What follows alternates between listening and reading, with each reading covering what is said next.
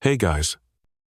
Tonight we dive deep into the cold, creaking silence of the Ice Age. Back, when your survival depended on whether you could outsmart a 10-foot-tall woolly tank with tusks longer than your car, you wake up shivering under an elk-hide blanket. Frost, stiffening your eyelashes, and the wind moaning outside your snow-hardened shelter like it's telling ghost stories to the trees. Your stomach growls louder than the wolves did last night, and your fingers sting as you reach for your fur boots. Somewhere out there, just beyond the fog rising off the tundra, mammoths are moving. You probably won't survive this, so, before you get comfortable, take a moment to like the video and subscribe, but only if you genuinely enjoy what I do here.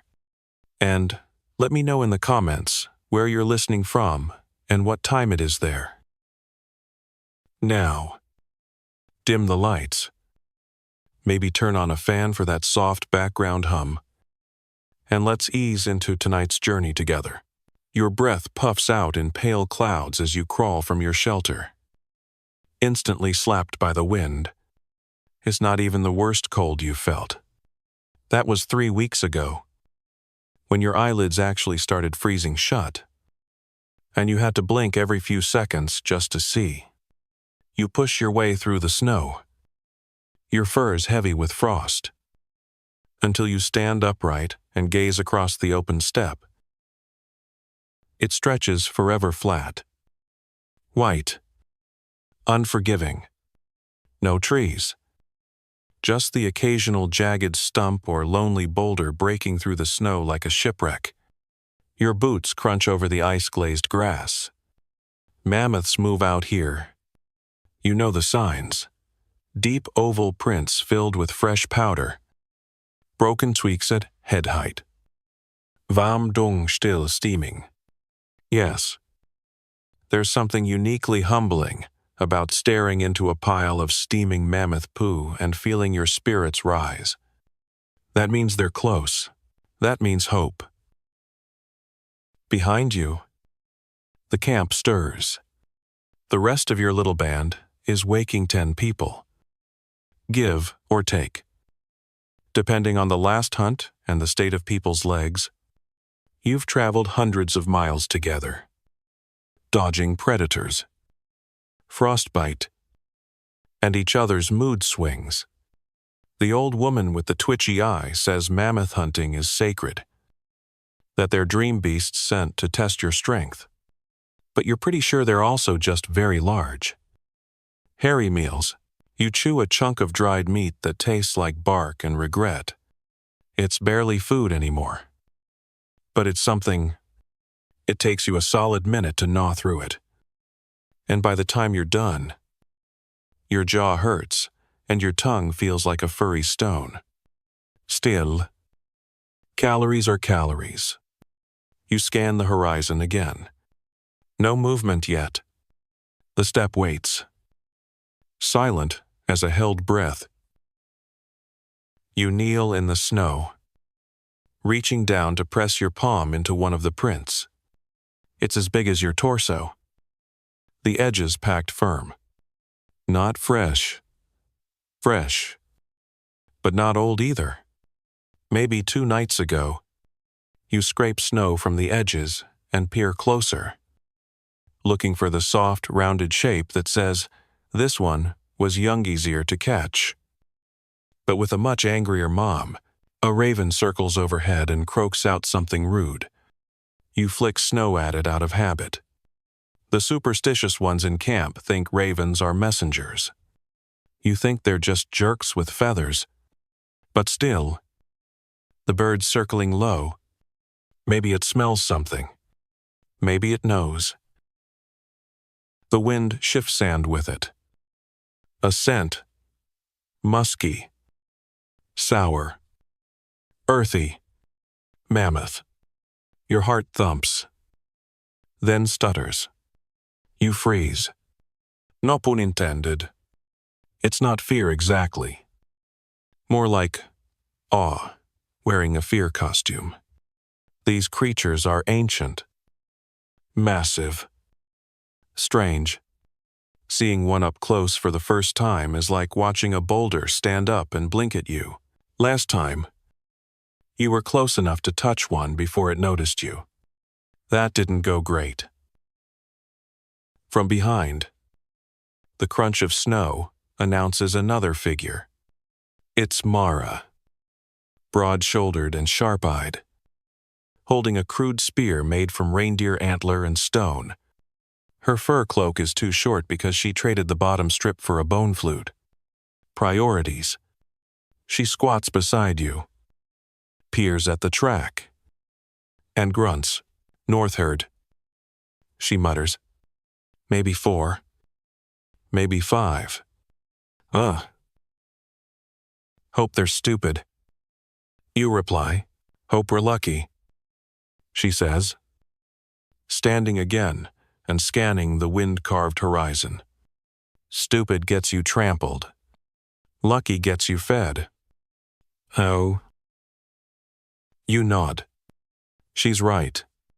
The last mammoth hunt broke 2 spears. 1 ankle, and a man's femur. The mammoth barely seemed to notice. Still, you all got lucky. It stumbled into one of the trap pits, flailed like an angry god, and eventually gave up. That meat fed your group for weeks.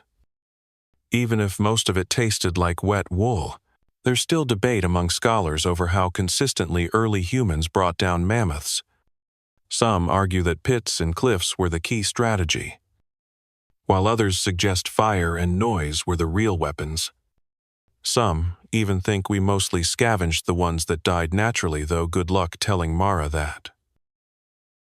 The sun, such as it is, limps above the horizon. It won't get far this far north. Light is more rumor than reality, but it's enough to cast long shadows across the tundra. You watch one move. Not the wind. Not a bird. Something heavy. You duck behind a drift. Heart pounding now. Your eyes water from cold and focus. There it is. A shaggy mountain of fur. Dark and impossibly large. Lumbers across the steppe. Slow. Methodical. Like a glacier that happens to have knees. Its tusks curve outward like moonbeams frozen in midair. Pale and lethal. You can hear it breathing from here. Mara sees it too. Her hand tightens on the spear. You can't rush this. You back away carefully. Footsteps, light, despite the snow. The hunt isn't now. Not yet. You need the others. You need tools. Planning. Smoke. Maybe even luck. But for a moment, you just stand there, watching it drift across the whiteness. A ghost from another age. You feel tiny, but not helpless. You've seen what humans can do. You move like wind over snow, soft and barely there. Back to the huddle of tents and furs where your people prepare for another day of maybe eating. The camp isn't much, just a few curved ribs of mammoth bone lashed together with sinew and draped in hide. A smoky fire pit surrounded by sooty rocks, and the faint smell of damp fur and old stew. It's home. Sort of. Until the mammoths move again. The first to spot you is little Tekka. Probably 8 winters old. Though no one counts too carefully. He's sharpening a stick with a bit of chipped flint. Humming to himself and wearing a hood 3 sizes too big. You give him a nod, and he drops the stick, bounding toward you like an eager pup. Did you see them? He whispers. Eyes, too big for his face. You just raise a brow and flick your eyes to the horizon. He gasps. then bolts toward the nearest adult. That'll get everyone up in a hurry. Soon, your group gathers in a loose ring around the fire. 20 eyes, weathered and wary, squint out from under furs. There's Olan, the closest thing you have to a leader, mostly because he's loud and no one wants to argue with him. There's Dren, who once claimed to have kissed a mammoth for good luck, and Anka, silent and scarred, who communicates mostly in eye rolls and dagger-sharp glares. Everyone's tense now. Teka told them what he heard. You recount what you saw. And, as you speak, heads nod. You know the pattern. First excitement, then calculation. Hunger shines behind every expression. No one here is hunting for sport. No one can afford to. The wind shifts again. The smell follows it. Anka stands. We move. Oh. Just like that. It's on. The group breaks into action. Fast but quiet. Fires are smothered. Spears are gathered. Nets primitive, but clever are, rolled and tied. Even the youngest ones help pack. There's no yelling. No ceremony. Just motion. It's like watching a colony of ants rebuild after a storm. You move with them, looping the leather strap of your stone-tipped spear around your wrist. The ice crunches beneath your boots as you head north, toward the scent and the shadow, toward the herd. Here's what the archaeologists think. Humans didn't hunt mammoths alone. Not often. The risks were too high. The beasts too large. So, you operated in groups. Tight-knit, where one person's failure could get everyone trampled, but also where one good throw could make you legends. And let's be honest, humans love a good story. As you walk, the sound of feet and wind is your only soundtrack. You think about your group, how every person has a role. The young ones help watch the flanks, keeping an eye for saber-tooths or wolves. The strong ones carry extra spears. The clever ones plan the route. Well, you've got decent aim. And better luck. Usually, a few hours later, you see them again. The herd moves slow, their long hair rustling in the breeze. Like trees that walk, there are at least 6, 2 calves, 2 adult females, and 2 males. One of them enormous. Tusks, sweeping wide enough to spear a tent on both ends. You all freeze, low to the ground, hearts pounding in rhythm. Mammoths can smell you if the wind's wrong. They can hear you if the snow crunches. But most importantly, they can remember. Some say they mourn their dead. Some say they recognize human faces. Historians still argue whether mammoths had a kind of early social intelligence, almost like elephants today, which makes this less of a hunt and more of a very tense, high-stakes chess game. The terrain here slopes slightly downward. Not much, but enough. Olan eyes it, then crouches and starts sketching in the snow with a finger. His plan: drive the herd down into the gully where the snow deepens. Then press in from both sides. If you're lucky, one will falter. If you're luckier, 2, someone coughs. Everyone freezes. But the mammoths don't seem to notice. For the next hour, you circle carefully. You use low ridgelines and snowy brush to hide your movements. Approaching from 2 angles, You can feel the tension crackling through your limbs like static. Every muscle is clenched. Even blinking feels too loud. And then you see her, a mammoth cow, standing at the edge of the herd, closer than the others. Her side is streaked with mud. One ear droops slightly, maybe an old wound. She moves stiffly, slower, vulnerable. Olin sees it too. He jerks his chin toward her. You nod. Now it's about timing. 2 of your crew pull dried grass from pouches and light it, letting it smolder in clumps. The smoke rises quickly, curling through the brittle air. It's not to blind the mammoths. It's to annoy them, disorient them, make them move. The calves cry out high. Trumpeting squeal sand, the herd shifts nervously. The big male stomps, ears flaring.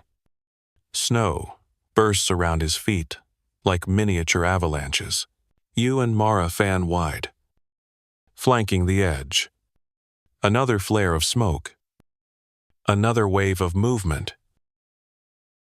Then it happens. The old cow steps forward. Spooked, she bolts right where you hoped she would into the dip, toward the thicker snow. The rest of the herd surges with her. But they pause. Hesitant, you scream. Not a word. Not a sound. Just a raw, ancient noise, half challenge, half terror. The others join you. Spears lift. The world becomes a blur of motion and sound. The cow stumbles. Snow up to her knees. She flails. She slips again. Her breath comes in great cloudy bursts. Panicked and loud, you close in, spear tight in your grip. Now it's real. You're not thinking anymore. You're reacting. You duck a lashing trunk. You thrust your weapon with all your weight behind it. The point hits shard. Jarring end. Your wrist snaps back. Not broken, but bruised. You pull away. Breath ragged. More spears follow. One from Dren hits low. Another from Mara strikes the flank. Blood bright and steaming splatters. The snow. The cow bellows. It's a sound that echoes through your ribs, through your teeth, through the bones of the earth. She turns to run, but falters again. You all move as one. A wave of shouting, thrusting, darting hunters in the white. One last push, one last breath. She collapses. Silence. You don't cheer. Not yet. You wait. And then, nothing. Just the sound of the wind, curling past the fallen body of a beast whose heart will not beat again.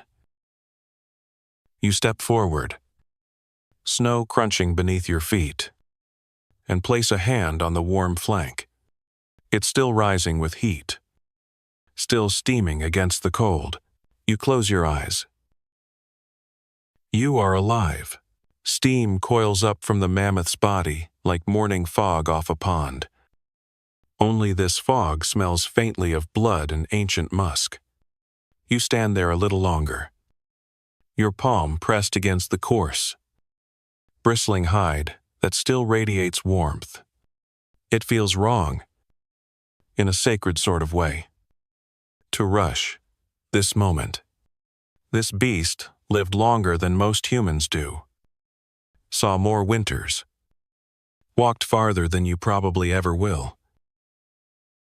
And now, it's gone brought down by sticks and stones, wielded by creatures half its size and twice as stubborn.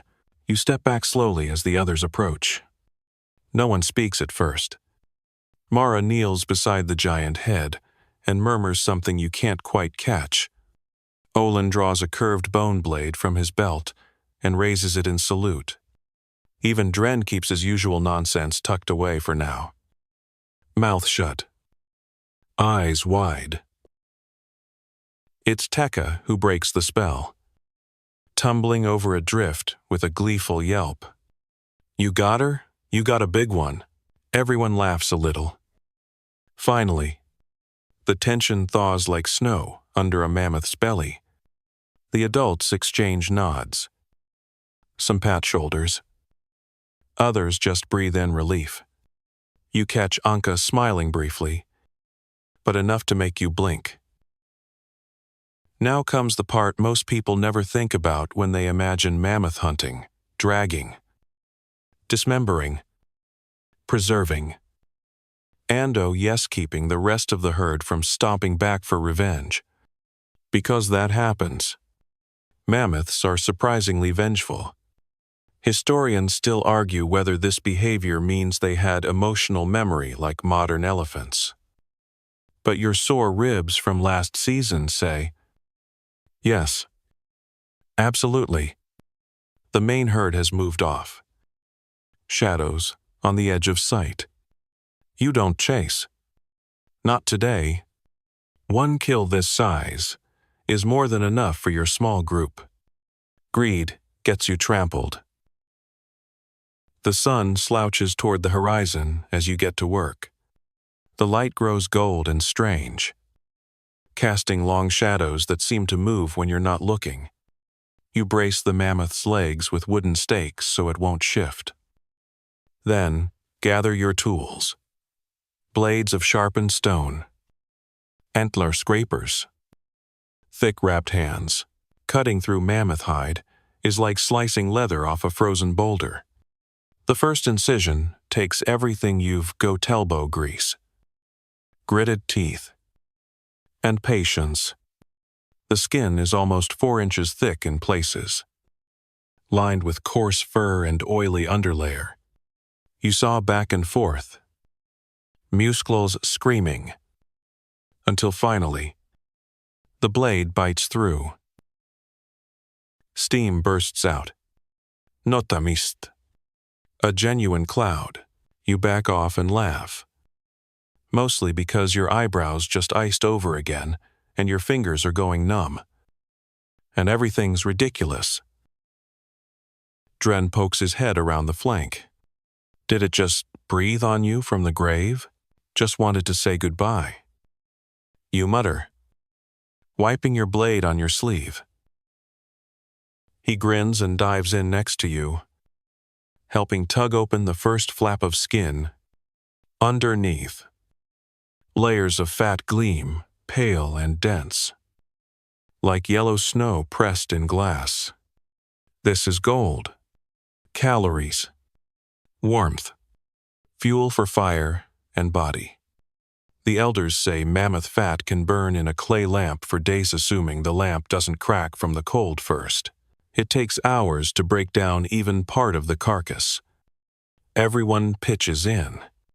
Tekka helps ferry scraps to the sleds. Anka and Olan work on the legs. Mara's already extracted 2 ribs longer than your arm, which she plans to use for tent repair. You work on the tusks. They're massive, spiraled things. Too heavy to carry, but too valuable to leave. Once, a trader from the southern ice brought polished tusk pieces inlaid with tiny carvings, foxes. Zons. Stars. You've never seen anything like it since. While you're at it, you find something strange. A small chip in the ivory near the base. Looks old. Not from the fall. Maybe this mammoth had seen humans before. Maybe she'd survived a previous hunt. That's a weird thought that this wasn't her first near-death dance with people like you. A light snow begins to fall. Gentle and steady. No wind. Just flakes spiraling down like ash from a sleeping volcano. Everything goes quiet again. Not tense. Just still, you hear singing. At first, you think it's the wind, but no, someone's humming a low, rhythmic tune. It's the old woman. Am I? The one with the twitchy eye and a back curved like a question mark. She rocks beside the fire pit now rekindled, stirring a pot with something that smells suspiciously like boiled hoof. Her voice is soft and rough as cracked bark. She sings to the mammoth spirit. Mara whispers beside you, not pausing in her scraping, so it won't return angry. You glance at her. Does that work? She shrugs. Usually. And you're too tired to argue with that logic. Later, as darkness spreads like spilled ink, the sleds are full, and the carcass stripped as far as time allows. There's still meat left. But you can't risk another night out here. Scavengers will come. Wolves. Hyenas. Maybe worse. The kind of creatures that only show up when you've already let your guard down and unstrung your bow. The fire crackles low. Everyone's gathered around it now. Steam rising from bowls. Furs wrapped tight. You chew on a strip of newly seared mammoth meat. Still a little raw in the middle. And oddly sweet. It's nothing like reindeer. More like oxive.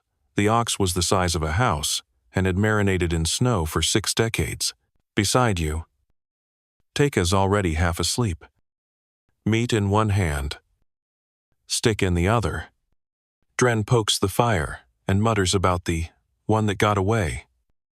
And you realize he's probably going to turn this into a tale of how he personally took down the mammoth. Maybe even wrestled it. Bet the mammoth tripped over your singing. You say? Eyes half closed. Jealousy is unbecoming. He replies, mock offended, and tosses a pine cone at you. You duck and laugh. It's okay now. You're warm. Full. Not dead. For now. There's a weight to this moment. Like you're holding history in your hands without realizing it. Someday, someone might dig up the tools you used, the bones you left behind, and wonder what it all meant. Whether you feared the mammoth, whether you worshipped it, whether you thanked it before you took its life, maybe they'll guess right. Maybe they won't. For now, you just lean back, watch the sparks rise into the night, and listen to the old woman's song drift out across the snow. Morning doesn't arrive so much as the dark turns gray.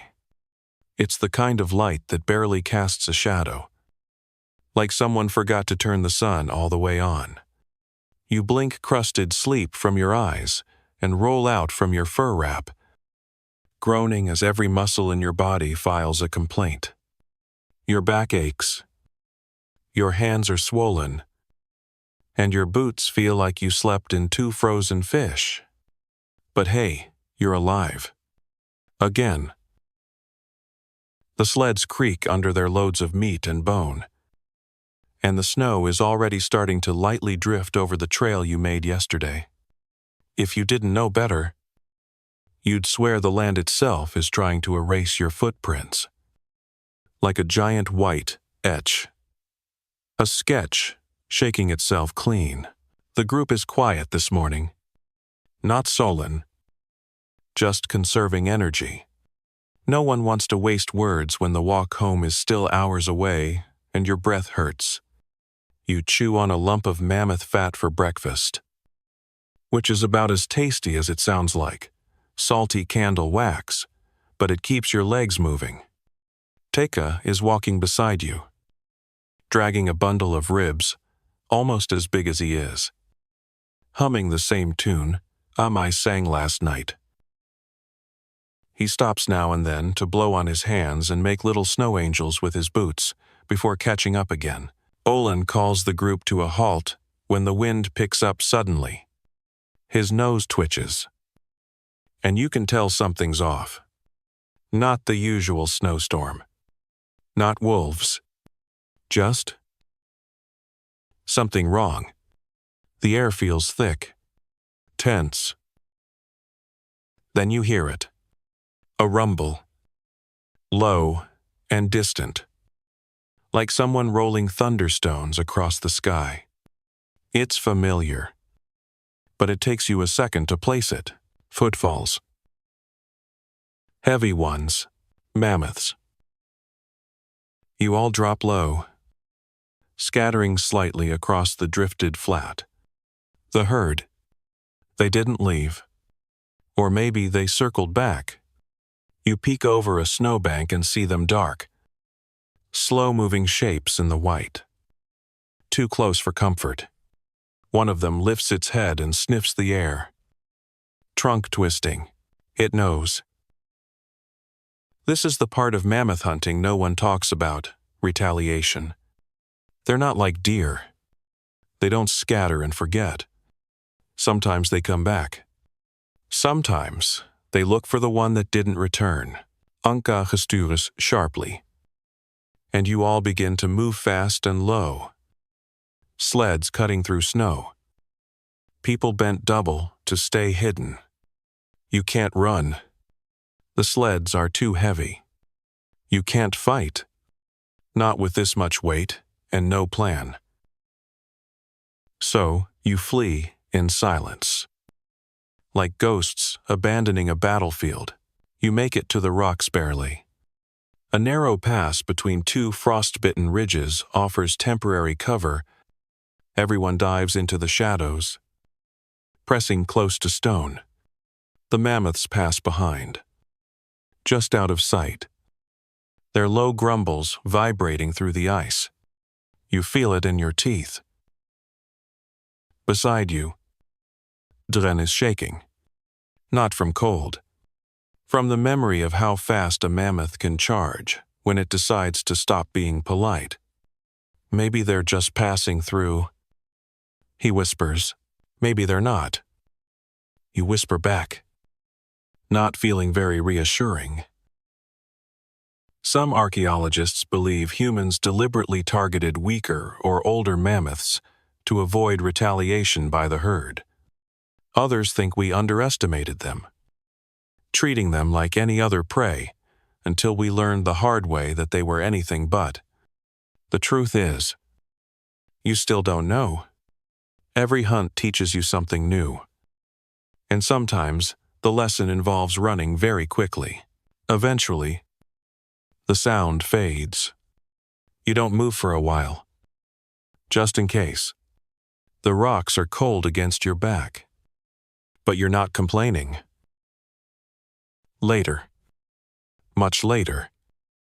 You resume the journey. The path home is slow and painful.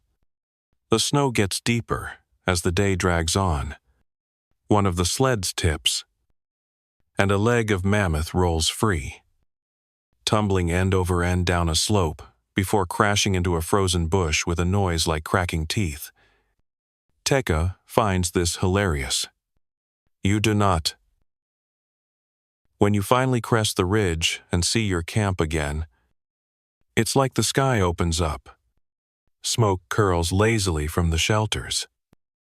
And the people who stayed behind come rushing out, waving and shouting. You're not sure if it's joy or relief or just curiosity about what you dragged back. Either way, you wave back. Too tired to smile, inside the main tent. The fire is blazing. Someone throws on another log.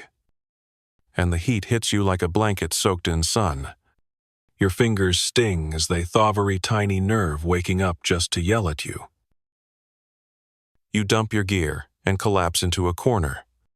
Tekka runs in behind you, dragging the rib bundle, grinning from ear to ear. He plops it down next to the fire, like he just brought back a golden treasure. And honestly, he kind of did. Over the next few hours, the entire camp becomes a beehive of activity. Meat is hung and salted. Hides are scraped clean and stretched between poles. Bones are sorted, some for tools, others for building material, and a few for trading. Amai inspects the tusks like a jeweler examining rare gems. She traces the spiral grooves with reverence, nodding softly. Then she points to one and says, "This one's cursed." "Oh." You freeze mid-sip of bone broth. "Sorry, what?" She shrugs. "Cracked at the base. Means the mammoth was hunted before. Lived, but remembered.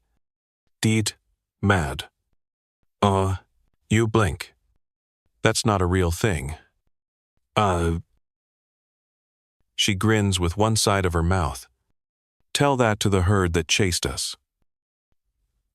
Fair. There's an old legend she's told before about mammoths that carry the spirits of their fallen in their tusks. The memories etched into ivory like ghost ink. Supposedly, if you break one of those tusks, you'll dream of snowstorms and giant feet chasing you forever. So, no pressure. You eat in silence after that. Outside, the temperature drops further. The sky turns to slate, and snow starts falling again. Heavier now. The sound of scraping hides and cracking bones fades beneath the hush. You retreat to your shelter, curl up under your fur wrap, and exhale a breath you didn't realize you'd been holding for hours. Sleep pulls at your limbs like wet sand. You feel it dragging you under. But somewhere in the back of your mind, a memory stirs, the sound of heavy footfalls, the steam rising from the fallen, and the strange sense that something out there, something massive and covered in fur, remembers your face. You don't wake up so much as you resurface. The dreams were thick and strange mammoths walking through fog, their tusks glowing like firebrands, and eyes that looked more human than animal. One of them leaned close and whispered something you couldn't understand, but it left your skin prickled and your mouth dry. The morning brings a new kind of pain. Your legs ache like you danced with boulders all night. Which, to be fair, you sort of did. You roll onto your side. The fur wrap tangled around your limbs like you lost a wrestling match in your sleep. Outside, voices are rising. Not panicked, just busy. The kind of busy that comes with good news. Fresh meat. Full bellies. And plans that don't involve starvation for once. You crawl out of your shelter and blink into the light. It's brighter today, cloudy, but not bleak. The sky is a dull silver, and the snow has that sharp blue tint that means it won't melt anytime soon. Your breath comes out in fat plumes. It smells like fire and smoked mammoth and something else, something alive. You follow the scent to the far side of the camp, where Olin is crouched near the trail. One hand flat to the ground. "Mammoths again?" you ask. Voice hoarse. He shakes his head. "No. Reindeer." "Aye." You almost laugh. Reindeer feel like a joke after a mammoth, like chasing after a snack when you just conquered a feast. Still, food is food, and your group doesn't get picky in the Ice Age. Behind you, Mara sharpens her spear, the scraping sound rhythmic and weirdly soothing. She glances at you sideways. "We're still going, aren't we?" For the rest of it, it takes you a second to realize what she means. The mammoth. The parts you had to leave behind. You nod slowly. If we don't? Something else will. She grins. Thought so. There's a kind of logic to mammoth hunting that doesn't quite hold up to modern reasoning. You'd think, hey, we got one. Let's not tempt fate. But instead, there's this itch. This drive. You left meat out there. Bones. Fat. All of it still warm. Still good. Letting it go feels like betrayal of the mammoth. Of the hunt. Of the sheer effort it took to bring it down. Some historians think early humans saw hunting as a kind of contract between predator and prey. Life and death. You take. You use. You honor. Waste it. And maybe next time the gods send wolves instead. So you go back. Not all of you. Just a small group. You. Mara. Drain, because he insisted.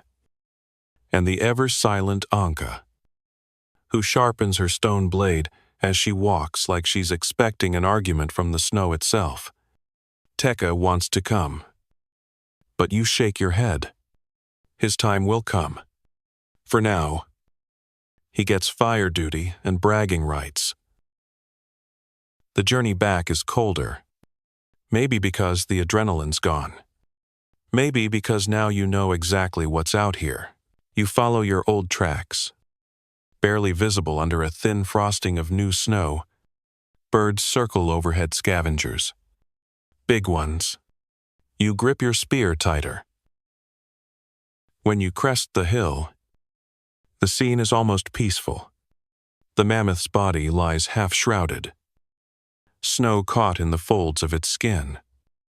Like it's tucking itself in. But the peace doesn't last. You see the tracks first.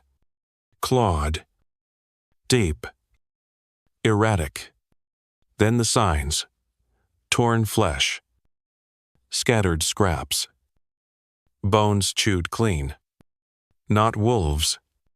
Not hyenas. Something bigger. Cave lions. Anka murmurs. Crouching to inspect a paw print. More than one. Ho, cave lions are not your favorite neighbors. As big as today's lions. But stockier. Meaner. And probably just as annoyed by snow as you are. They don't roar so much as they grunt. Hiss. And pounce when you're distracted. You all spread out. Carefully, the remaining mammoth meat is still salvageable, some of it. At least. You carve quickly. Not talking much. The wind carries sound far. And silence is safer than stories right now. You keep one eye on the tree linear, what's left of it, and try not to imagine amber eyes watching from the dark. Dren hums. Not loudly. But enough. You whisper. Do you want to be eaten? He grins. Just keeping the mood up. Keep it down instead. He does. You slice through a thick chunk of fat. Layer after layer. And tuck it into a pouch lined with hide. The knife slips once just enough to nick your finger. You hiss through your teeth and shove the wound into the snow. Biting your lip. It's shallow. But still. Blood in the air. Mara's eyes flick to you. She doesn't say anything. She just moves closer. Blade ready. The unease builds slowly. No movement. No sound, but your own breath and the occasional creak of ice. But still it feels wrong. And then, from somewhere behind you, a sound like coughing stone. You freeze. Everyone does. Cave lion. It doesn't charge. Not yet. You hear another cough. This one closer. They're surrounding you. You don't need a speech. No work cry. You all just act tools up. Backs together. Eyes wide. It's a dance older than language. The first one shows itself at the edge of a drift. Four, ragged. Ribsisible. Hunger in every movement. It watches you. Tail twitching. Then vanishes again. Second stretch. And then they lunge. 3 of them. Silent. Fast. One goes for Dren, who yelps and flails with his spear, like a guy trying to swat a snowstorm. Another comes straight for you. You blow. The point connects barely. It yowls and skids past. Claws raking your arm. You don't feel the pain yet. Just heat and movement. Anka moves, like she's been waiting for this all day. Hiplis slices. Quick and clean. Across the flank of one lion. It screeches and wheels away. Then, as fast as they came, they're gone retreating into the white. Tails lashing. Jaws empty. You're breathing hard. Your arm stings now. Blood soaking your sleeve. Dren is laughing, which is inappropriate, but very on brand. That was close. He wheezes. Too close. You mutter? You bandage your wound with a strip of hide and snow. It'll hold. Maybe you take what you can from the carcassless than you hoped. More than you feared, and begin the long walk back. The wind whistles like it knows what just happened. And it's impressed you're still upright. When you finally see camp again, Tekka comes running.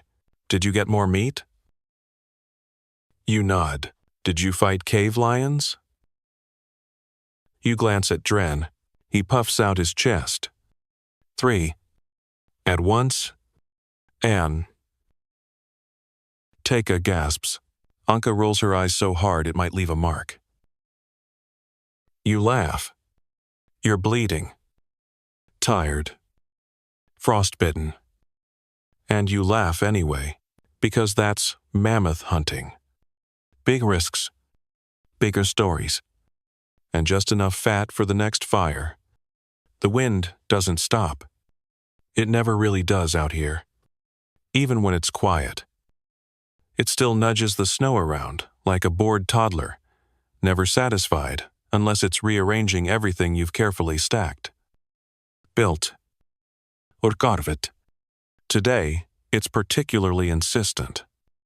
Whistling between shelters and flapping at hide walls, as if testing your patience.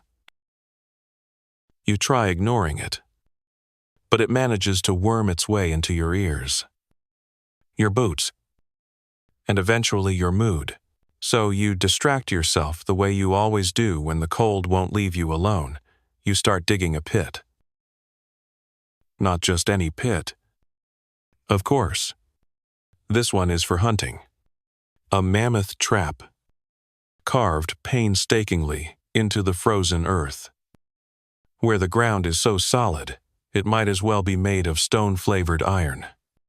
Still, you chip away at it, one chunk at a time. You, Dren, Mara, and 2 of the younger boys, all of you bundled up and swinging stone picks like very determined icicles. The idea is simple. Dig a hole big enough to trap a mammoth. Line it with sharpened stakes. Cover it with snow and brush. And hope the giant walking rug doesn't notice until its front legs have committed to poor life choices. In theory, elegant. In practice, you're slowly freezing parts of your body you'd rather keep thawed. Who came up with this again? Dren mutters between swings. You did. Mara replies without looking up. He grunts. Right. Makes sense. Definitely sounds like me. Oh, truth is, people have been making mammoth pits for thousands of years. Archaeologists have found ancient trap sites across Europe and Asia Deep, hollows with layers of sharpened bone at the bottom, and signs of large animals tumbling in. There's still some debate. Though, did we drive the mammoths in by force, or lure them with food? Like prehistoric bait and switch, historians still argue whether we were clever enough to coordinate these kinds of traps regularly, or whether they were desperate. One-off strategies. You lean into your next swing. Flint edge cracking ice and soil, apart with a sharp thunk. Your arms are burning now. But you welcome it. Better pain than numbness. Taka shows up, not long after, dragging a bundle of sticks nearly his size. He's helping build the stakes for the bottom of the trap. As he lays them out and begins sharpening the ends, he tells you, very proudly, about the rabbit he saw earlier. It was huge. He says, eyes wide, like bigger than my head. That's called a hare. Mara says dryly. We've seen them. I ignored her. I almost caught it. Did you? No. He admits. But I scared it so bad it fell over. Dren nods solemnly. That counts. The laughter helps. Cold digs in slower when you're warm from the inside. Once the pit reaches knee depth, the work gets harder.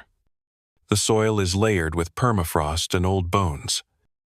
Sometimes stone. Sometimes mammoth-sized surprises. You find one know an old rib, curved and fossilized, lodged like a ship's beam under the dirt. You pry it loose and lift it out, brushing it clean. Old kill? You ask. Mara nods, inspecting it. Too smooth to be recent. Maybe 100 winters ago. And it's sobering. Someone stood here once. Probably just like you. Chipping away at the cold. Maybe they got their mammoth. Maybe they didn't. Maybe they never made it home. Dren plants his pick in the dirt and stretches. You think we're the only ones doing this right now? Right now? You echo? He nods. Like somewhere out there. Maybe miles from here. Another band's digging their own hole. Thinking the same thoughts. Muttering about wind and frozen boots. You consider it. Probably. Except they're Dren's smarter. Unlikely, he says, grinning. Later. The stakes go in. Rough-hewn poles. Each tipped with fire-hardened points. Jammed into the pit base in a rough fan shape. You test them with a mammoth bone lightly. Cautiously, and the crunch is satisfying. These will hold. Covering the pit is an art. You weave branches over the top. Then layer it with snow and loose dirt. It needs to look undisturbed. Natural. Like the ground always hated you. When you finish, it's nearly dark. Your breath fogs the air in bursts. And your gloves are crusted with ice. The trap looks perfect. From a few steps away, you'd never know it was there. You back up and admire your work. You're still freezing. Still tired. But there's a strange satisfaction in it. like laying a snare for a god.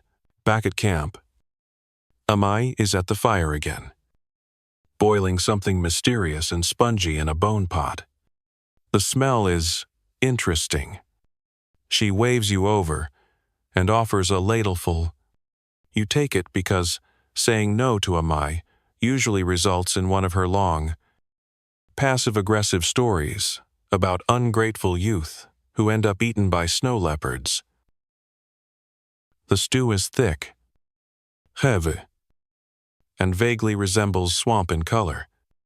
But you drink it anyway. Trap ready? She asks. You nod. Mouth full, she grins. Then tomorrow. The steppe decides. Oh. That night.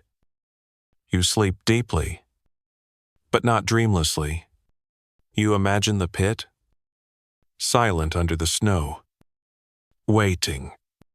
You imagine a mammoth walking unknowingly across it, foot slipping through the crust, weight tumbling, the ground giving way beneath that impossible bulk, and you wake in a cold sweat, heart pounding. What if it's not the mammoth that falls in?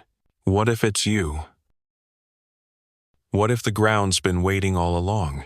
You rise before dawn, nerves buzzing, and head out to check the trap. Snow covers everything, smooth and quiet. The trail winds ahead, and you follow it with slow, careful steps, no sign of mammoths. Yet, you crouch near the edge of the trap and dust it lightly with a pine branch, camouflaging the thin patches from last night. Then you step back and wait. Time stretches, the wind picks up, and then on the horizon movement, a shape. Large, slow, woolly. You tighten your grip on the spear. Every inch of you alert. It's coming. Now. Oh, you wait to see if the ground really does remember. You crouch behind a snow-laced boulder. Breath shallow. Eyes locked on the slow-moving bulk in the distance. The mammoth plods forward, one ponderous step at a time, its tusks sweeping wide like curled scythes. Breath fogging in bursts as it snuffles through the snowpack. It doesn't know yet. It doesn't sense the trap just ahead, hidden beneath its own world of white silence. Your heart taps out a steady rhythm in your ears. You glance across the clearing. Mara is posted on the opposite side, barely visible, except for the tip of her spear, glinting. Dren is somewhere behind you with a noise bundle, a pouch full of hollow bones, dried grass, and other rattling annoyances. If the mammoth veers away from the pit, it'll be Dren's job to drive it back with chaos. So, naturally, you're very concerned. This is it. The waiting part. The hard part. Not the digging. Not the bleeding. Not the spear throwing. It's this. The moment when everything rests on a bundle of guesses, on snow cover, wind direction, the mood of the mammoth, and a bit of Stone Age luck. It draws closer. You watch its massive foot rise, hang in the air a second, then drop knot into the trap. Just beside it. Too close. Not enough. It's going to miss it. You grit your teeth and shift, ready to signal Drenbut. He's already moving. You hear the faint rattle hiss as he swings the noise bundle overhead. The mammoth freezes, ears flaring. Its head swings toward the sound. And that's when Mara lets out a sharp whoop-high. Short, aggressive. The beast bellows in response, annoyed more than afraid. It shifts direction, angles toward the trap. The moment stretches. You can barely breathe. Another step. Crunch. The snow gives way. Time collapses. The mammoth shrieks as its front legs vanish beneath it, the sheer weight of its body driving it forward into the hidden pit. The ground around the trap fractures, collapsing inward with a muffled whump, and a cloud of snow erupts into the air like smoke from a volcano. You rise, sprinting forward. The pit holds. The mammoth is in, not fully. It's struggling. Forelegs tangled in the stakes, back legs scrabbling for traction. It screams, trunk writhing, eyes rolling. You can feel the sound of it deep in your bones, the way the earth seems to cry out with it. Now comes the grim part. You and Mara strike first. Spears angled down. She aims for the shoulder. You go for the thick fold just behind the jaw. Your spear sinks deep. The point, lodging in a spray of heat and muscle. The mammoth jerks. Mara's blade snaps. You yank your weapon free and strike again. Dren appears at the edge of the pit. Sweat steaming off his face, despite the cold. He throws a stone-tipped javelin, and it lands near the mammoth's neck. A solid hit. The beast stumbles again. The motion grotesque and slow, almost like it's trying to climb back out through willpower alone. You've seen this before. They don't go quickly. Some say mammoths cry. Others say they plead. That's more your imagination than anything. Right? Still, you hesitate. Then Mara grabs your shoulder. Quick is kinder, she murmurs. And together, you press in again. Ending it, silence crash down. Snowflakes drift. You stand there, breathing hard, beside a pit full of fur, bone, and stillness. You've done it. Again. But this one feels different, maybe because it wasn't a chase. It wasn't a chaotic scramble across the open plain. This was calculated, cold, efficient. The others arrive soon after, and the mood is half celebration, half solemn ritual. Anka lights a bowl of sagegrass and walks slowly around the pit, trailing fragrant smoke.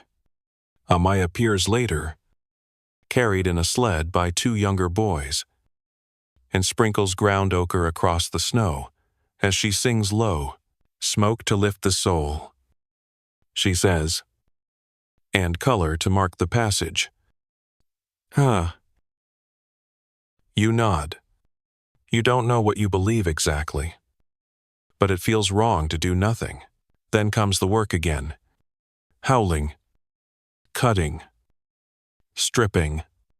You go slower this time. Everyone does. Not because of fatigue, but because of the weight of it all. While carving around the tusks, you notice something unusual. One is shorter than the other, not by wear, but by shape. Twisted, deformed. Birth flaw, you ask? Maybe. Olan says, running a gloved hand over the spiral. Or old wound. Looks like a question mark. Tren mutters, fitting. Who? About what? About why we're still doing this. You glance at him, expecting a grin. But he's serious. The thing is, mammoth hunting works. But it costs. Every time. The planning. The danger.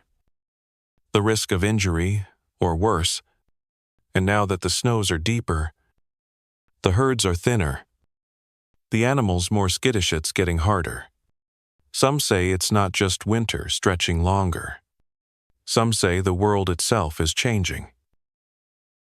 Historians still argue whether climate change or overhunting played the bigger role in the mammoth's decline. But in your little slice of frozen earth, you feel the edges fraying. Back at camp, the meat is welcomed with cheers but quieter than last time. The children poke at the fresh hide, wide-eyed, and Tekka tries on the beast's ear like a winter hat. Too warm, it declares, removing it with exaggerated drama. Wait until the wind hits again. Mara tells him, "You'll eat those words." "Oh. I'd rather eat mammoth," he says, grinning.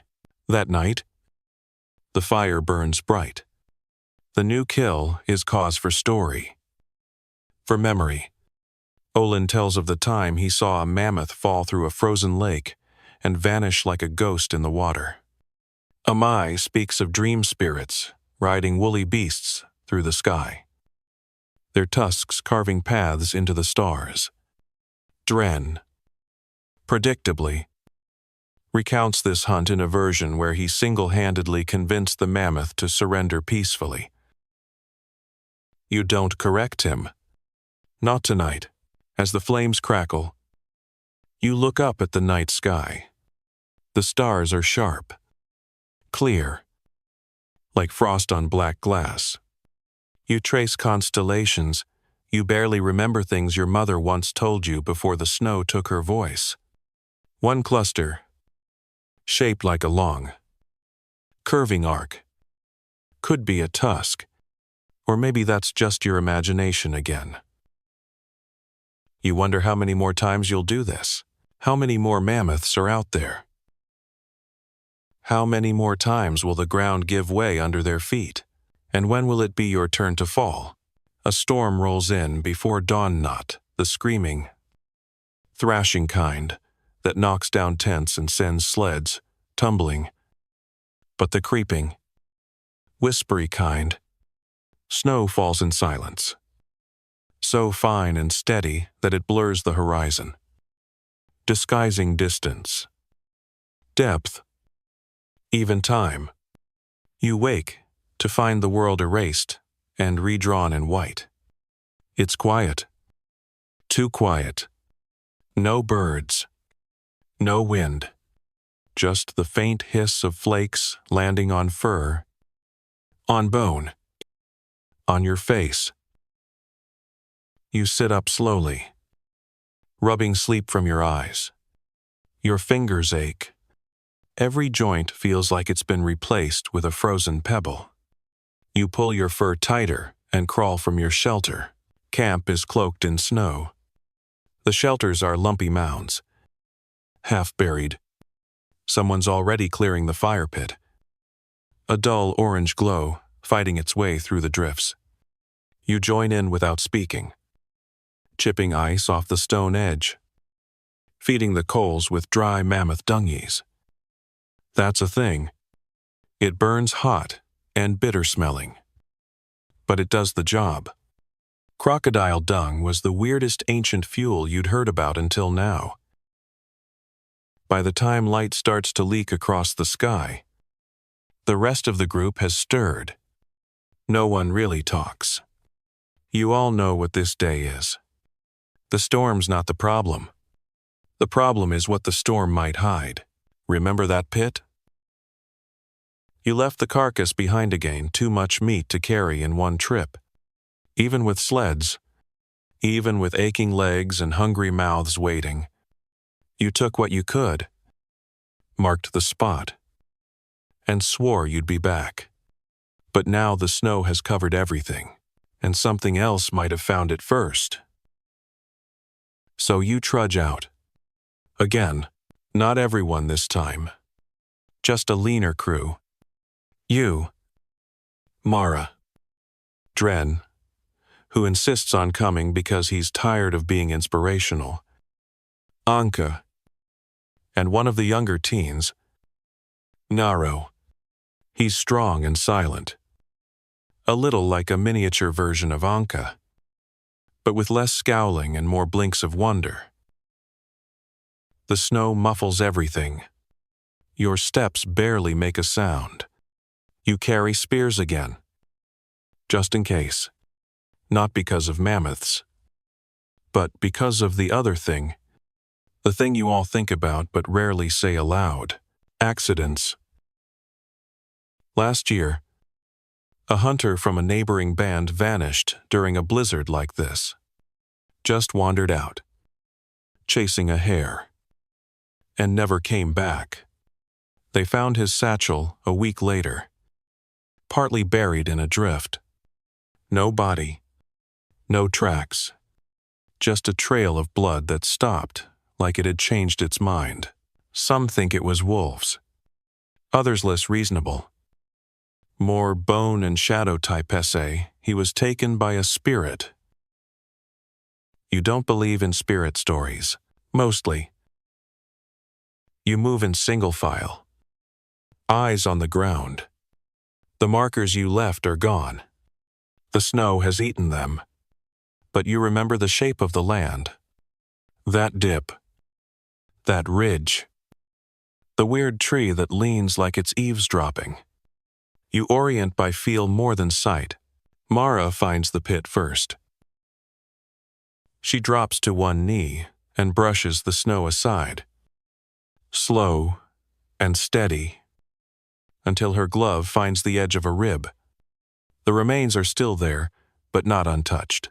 You all gather close. The scene is quiet. Too quiet. The carcass has been disturbed. Pieces are missing. The stakes at the bottom of the trap are broken and scattered. One of the mammoth's hind legs is gone entirely, and the snow is churned up in a wide, trampled mess. Big prints, yes, mammoth-sized, but others, too. And blood, not mammoth blood. Human, your breath catches. Anka kneels beside it, brushing away snow until she uncovers a frozen strip of haida, kind used for waist belts. Cut, jagged at the edge. She doesn't speak, but the set of her mouth says everything. Someone else found it. Dren whispers, or tried to take it. Mara adds, voice flat. You look around, scanning the silent snowfield. The wind's picked up now, hissing through your hood and around your ears, carrying with it a faint scent, metallic, sour, rot. You follow the trail, just a short way, to the rocks where the snow's thinner. That's where you find it. Not a body, just the outline of one, a depression in the snow, now half filled in, where someone once lay curled, long gone, but beside it, a broken spear, snapped clean in half. One of yours? No, you don't recognize the carvings on the shaft.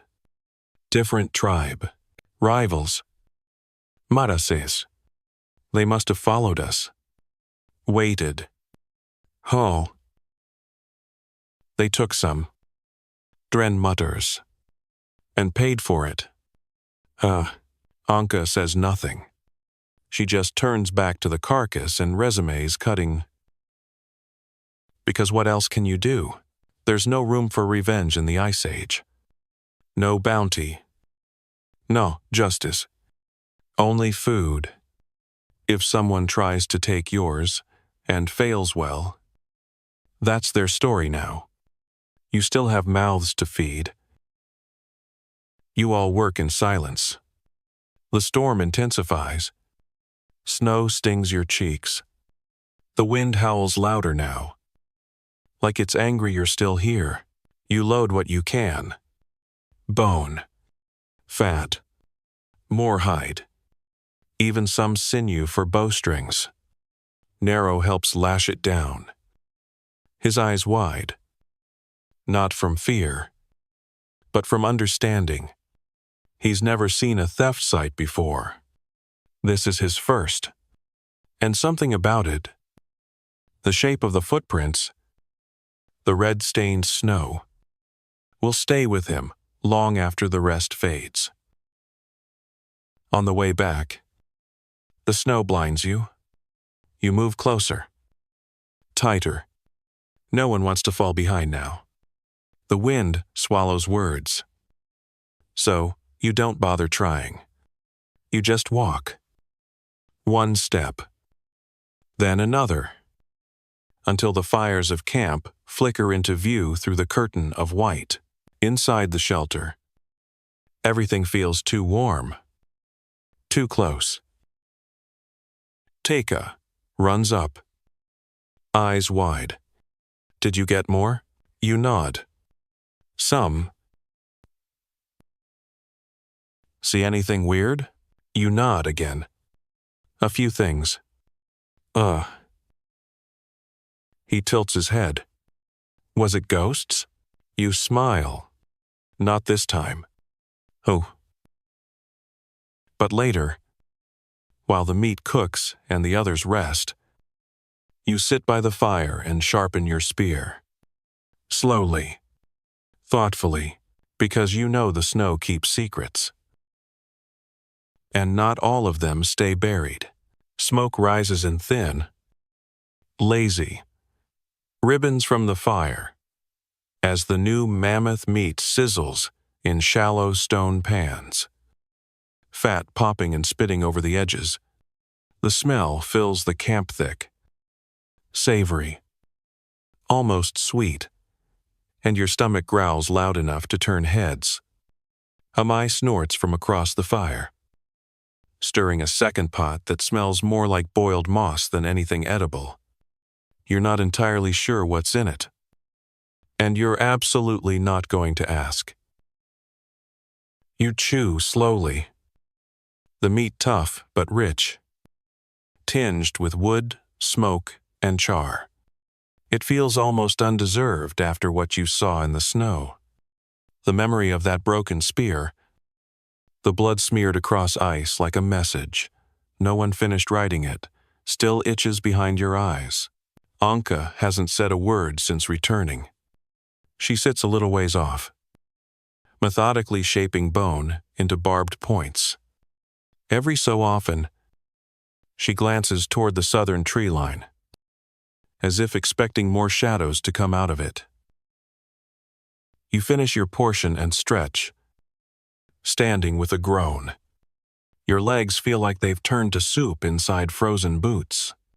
Still, you move. You've learned never to stay stiff, for long stiffness invites frostbite and regret. Olin waves you over as you pass. Crouched beside a flat slab of stone he's using as a table. Laid across it is a massive tusk, fresh from the kill. Its surface carved with shallow notches. His fingers trace them one by one. 6 Mammoth. It says quietly, in the last 2 winters. Oh, you nod. Is that good? Depends, he replies, on whether the herds forgive us. You don't ask what he means. You're not sure you want the answer. That night, as darkness falls hard and heavy over the plains, a hush settles over camp. Even the children are quiet, huddled beneath furs as the wind claws at the shelters. The fire crackles, snapping sparks upward like fireflies trying to escape. You lie back under your wrap, trying to settle your thoughts. But sleep won't come easily tonight. Your mind circles around that missing leg, that empty depression in the snow, and then, somewhere between thoughts, a sound. Thunder. No, not thunder. Footsteps. You sit up. Heart hammering. Around you, others are stirring too. Mara appears at the flap of your shelter, her breath visible even in the dimness. You hear that? You nod. Everyone's up now. Dren's already at the edge of camp, holding a torch and trying not to look like he's ready to bolt. Tekka peeks out from behind a stack of hides. Eyes wide, the sound grows louder. Rhythmic. Heavy. Crunch. Crunch. Crunch. You all wait in stiff silence. Spears raised. Breaths held, and then, out of the darkness they appear. A small herd, mammoths. Not the ones you've hunted. Not even close. These are bigger. Older. Marked with frost and time. 2 adults. Both with tusks so long they sweep the ground. 1 calf. Trailing close. Trunk gripping its mother's tail. Their eyes glow faintly in the firelight. Not with malice, but with something deeper, recognition. You don't move. No one does. The herd stops, just beyond the outer stones of your camp. One of the adults lifts its head and lets out a low, breathy trumpet. Not a challenge. Not a warning. A mourning. The sound of laws. Stretched across fur and time, it said mammoths never forget. That they visit the bones of their dead, gently touching them with trunks as if trying to bring back a scent. Historians still argue whether that counts as grief, or instinct, or something else entirely. You're not sure. But standing there, frozen under the gaze of a creature older than your entire language, you believe it. The herd lingers for just a moment more. Then, slowly, they turn and vanish into the snow. No one speaks. It's not fear that silences you this time. It's awe. Amai is the first to move. She walks to the fire and throws in a pinch of dried herbs, murmuring something that sounds like a thank you, or an apology. Later, once everyone has settled again, the stories begin. Dren insists they were ghosts, that no real mammoth walks that slow or that silently. Anka, surprisingly, disagrees. She says they were real and that they came to see who we were. Olan says nothing at all, just sharpens his knife and stares at the flames like they're going to answer him if he stares long enough. You lie back down eventually, eyes still open, watching the ceiling of your hide tent like it might change. You wonder where the herd is now, how far they've gone, whether they'll be back, and somewhere deep inside, you wonder if they recognize you. If each hunt leaves not just blood on the snow but memory in their minds. You drift off thinking of tusks in the dark. The sun breaks through the clouds late in the morning. Timid and pale, like it's not entirely sure it wants to be here. You step outside into a world remade in white and gold. Every branch and bone capped with snow, so fresh it squeaks underfoot. It should feel peaceful, but instead, it feels like something is holding its breath. You wander past the shelters toward the edge of camp, where the last of the mammoth remains sit wrapped in hide, stored in shallow pits. You kneel beside one, fingers brushing snow off a bundle of frozen fat. Enough for days. Maybe a week if you stretch it. You always stretch it. Behind you, the others stir slowly, Mara is adjusting the lashings on a sled. Anka is trading flint points with a pair of teenagers, examining each one with a frown like she's grading them silently. Dren is, you guessed it, trying to turn a mammoth rib into a musical instrument. Again. You walk past them all and find yourself by the fire pit, where Amai is drawing in the snow with a charred stick. Not random line shapes. Circles. Spirals. Animal forms. A mammoth. Its head bent. Another shape below a human. Arms raised. You pose. Squinting. What's that? You ask. A memory. She says simply. From before we were here. You blink. You mean last season? She gives you the same look she gives Dren when he tries to explain fire with jokes. I mean long before. The first hunts. The first time someone thought we could take that. Oh? You glance down at the figures. The mammoth's tusks spiral out wider than any you've seen. The human figure is tiny in comparison. Little more than a stick with arms. But brave in its gesture. A challenge. A plea. Maybe both. There's something unnerving about the idea that people have been doing this for so long. Facing down giants with nothing but courage and flint and desperation. And surviving. Usually, you return to work after that. The carcass still needs tending bones to be cracked open. Marrow to be drawn. You're the one with a knack for it. Somehow. Maybe it's your patience. Maybe it's the way your hands just know where to press. Where to twist. You wedge a femur between two stones. Raise a rounded boulder. And bring it down with a thud. Crack. The bone splits, revealing rich, fatty marrow that glistens in the light. You scoop it out with a shard of tusk. Hand it to Taka, who runs it to the stew pot like it's treasure. In a way, it is. Marrow is survival. It's calories in a place that doesn't offer them easily. It's energy that doesn't freeze when the wind screams. Some say it even warms the soul. You repeat the process. Crack. Scoop. Deliver. Each hit reverberates in your wrists. But you don't stop.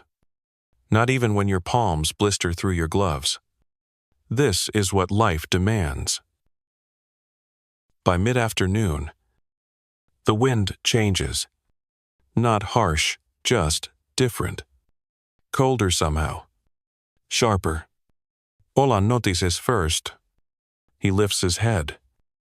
Sniffs once. And stands without a word. Then you hear it. A sound. Distant. Like fabric tearing. Then silence. Then. Again closer. A scream. Not human. You drop your tools. Everyone freezes. The sound comes again. Rising across the plain. It's animal.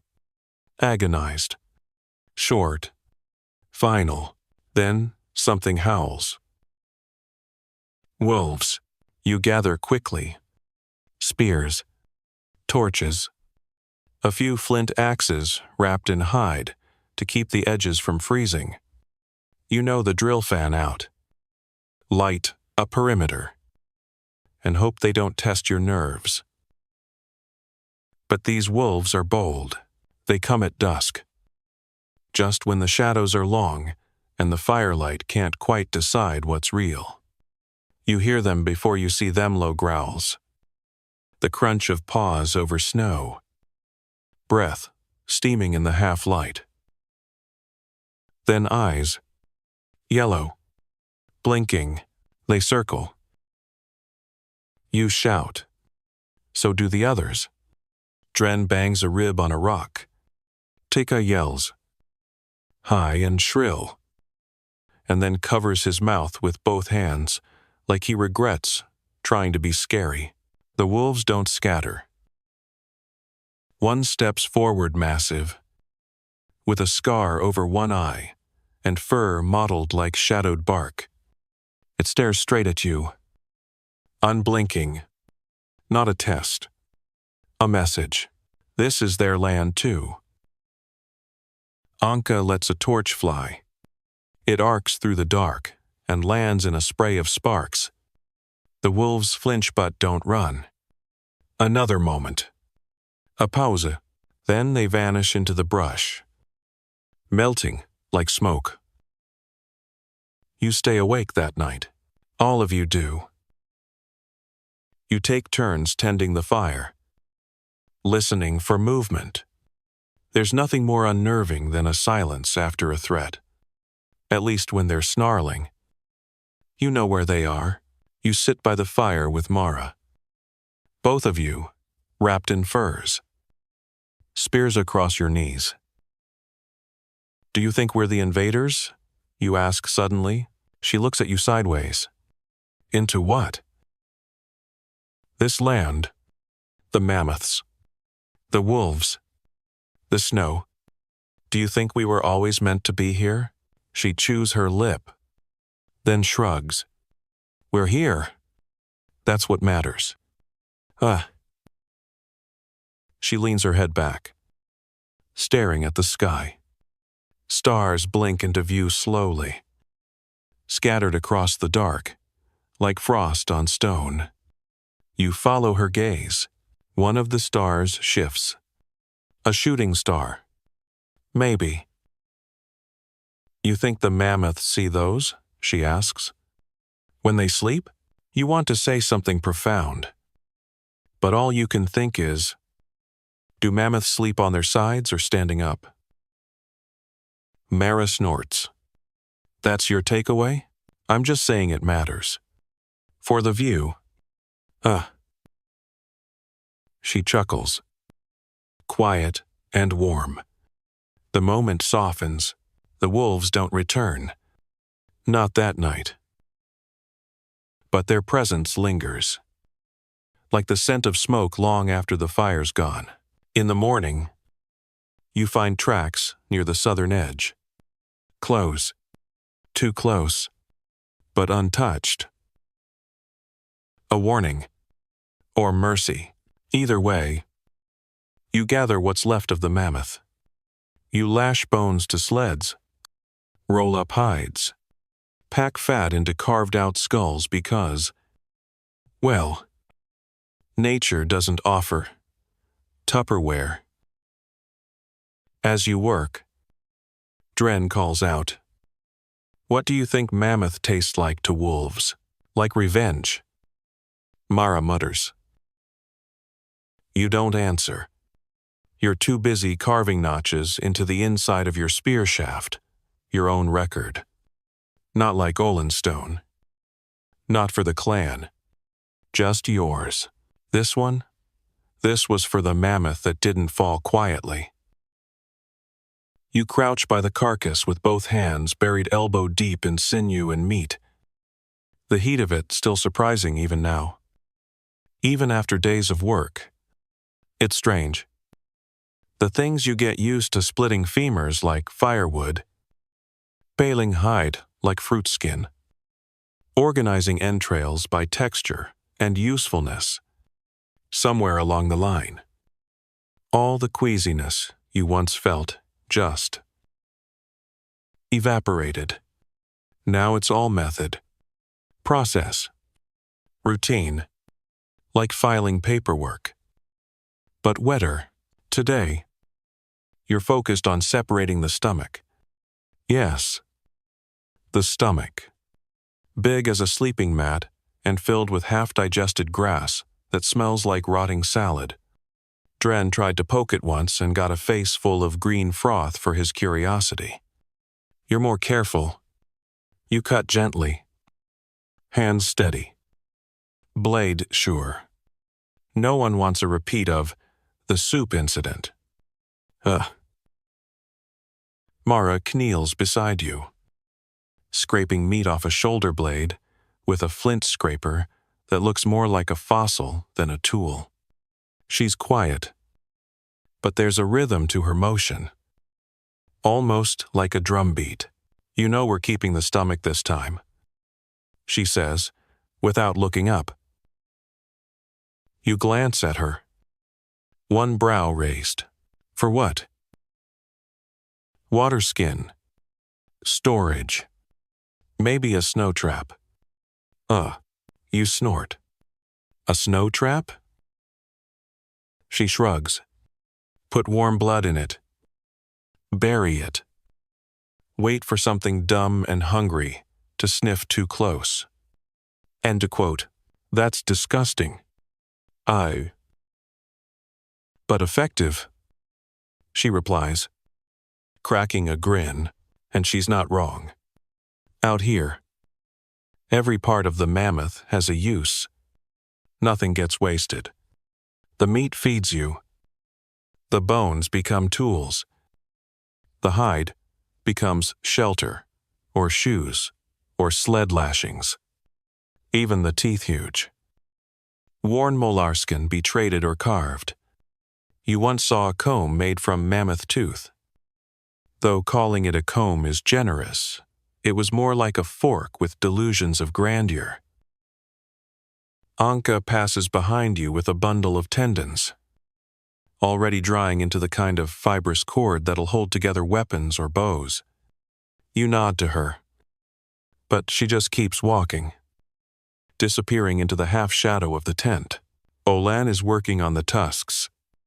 He's carving shallow grooves into one, tracing out what looks like a spiral with little ticks running along the curve.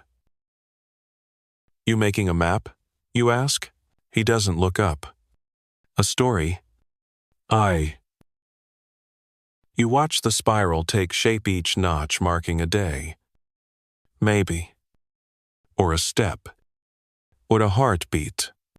The line loops inward, then out again, like time folding on itself. You don't ask what it means.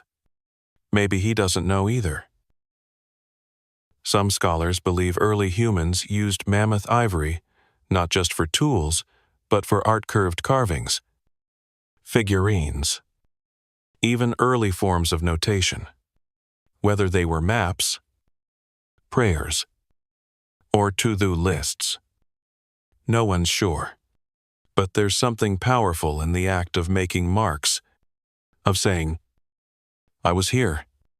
I did this. Remember me.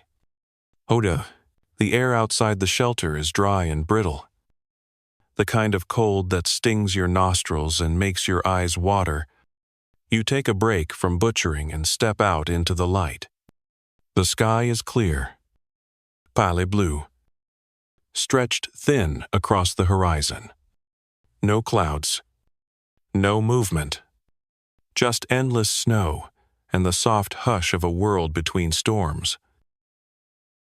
Teka is trying to drag a rib that's longer than he is across the snow.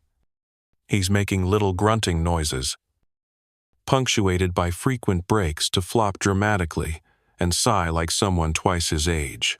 You walk over and lift one end of the rib. Want help or just attention?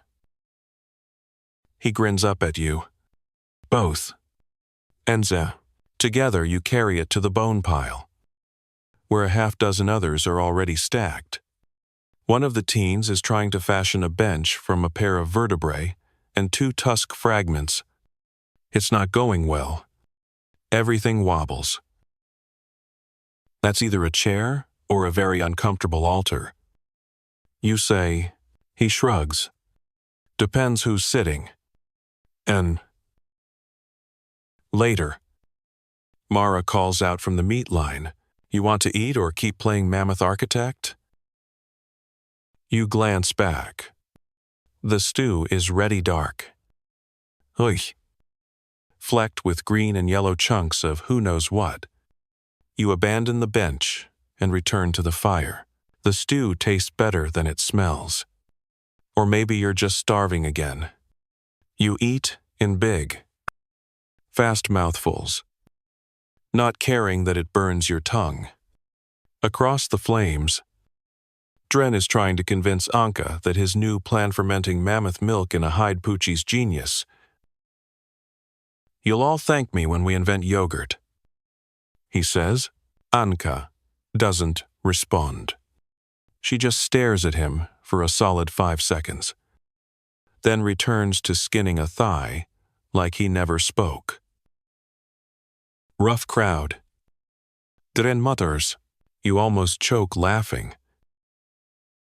After dinner, the fire dies low, and the camp settles into the soft sounds of rest. But not everyone's asleep. You sit with Amai for a while, watching her grind herbs between 2 stones. Tell me something old, you say. She doesn't look up. You're living something old. I know, but I want the kind of old that comes with teeth. Oh. She considers, then starts speaking in a low hum.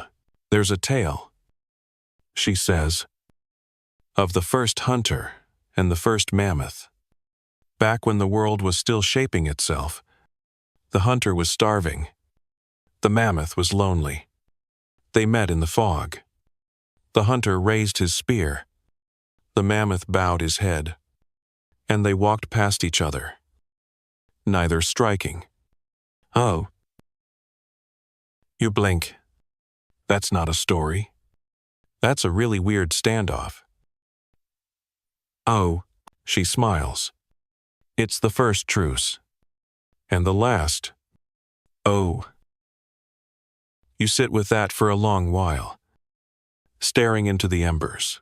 Later, you lie in your shelter, stomach full, hands sore, muscles umming, and as sleep reaches for you, you imagine that fog, that silence, that moment when 2 creatures looked at each other and chose not to strike.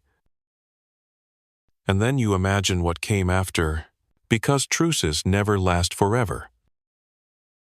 In the dim hours before sunrise, when the stars are paling and the cold is sharp enough to shave the breath from your lungs, you wake to the sound of ropes tightening, the kind of creak and stretch that tells you something big is being hauled or dragged.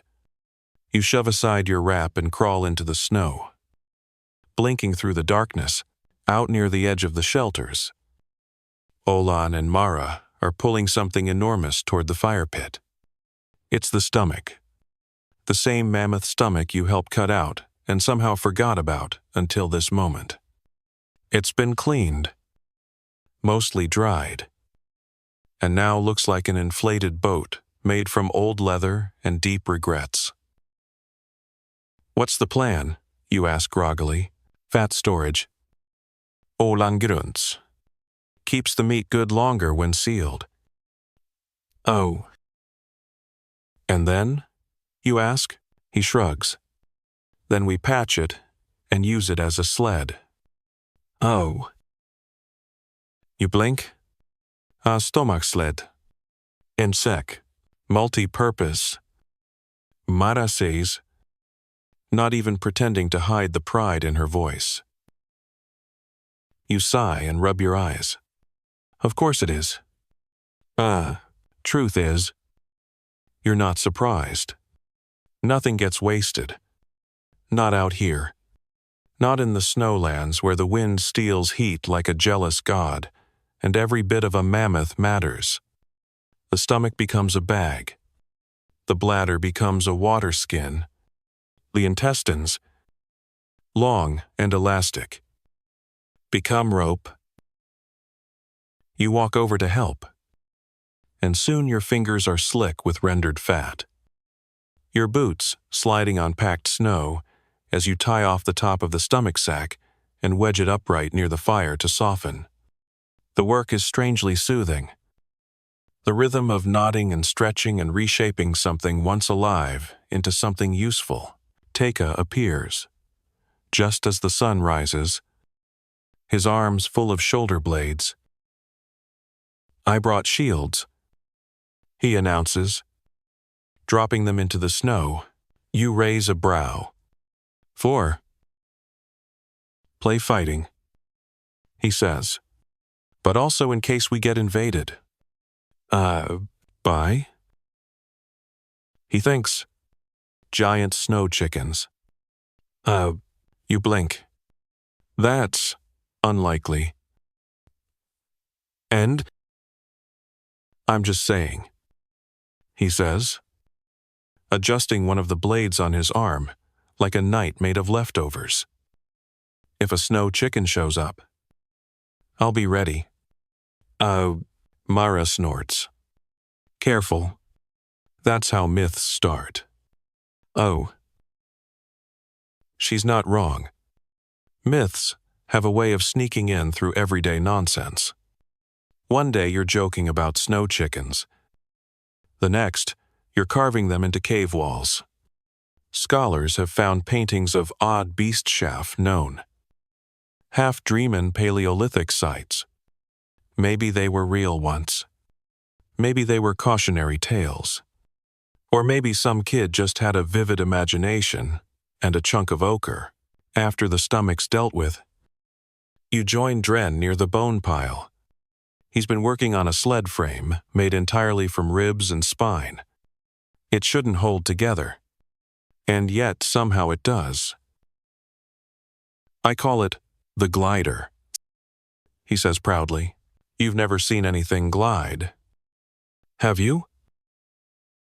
"It's aspirational," he replies. You test the sled, pressing down with your weight. It creaks, but doesn't collapse. Good enough.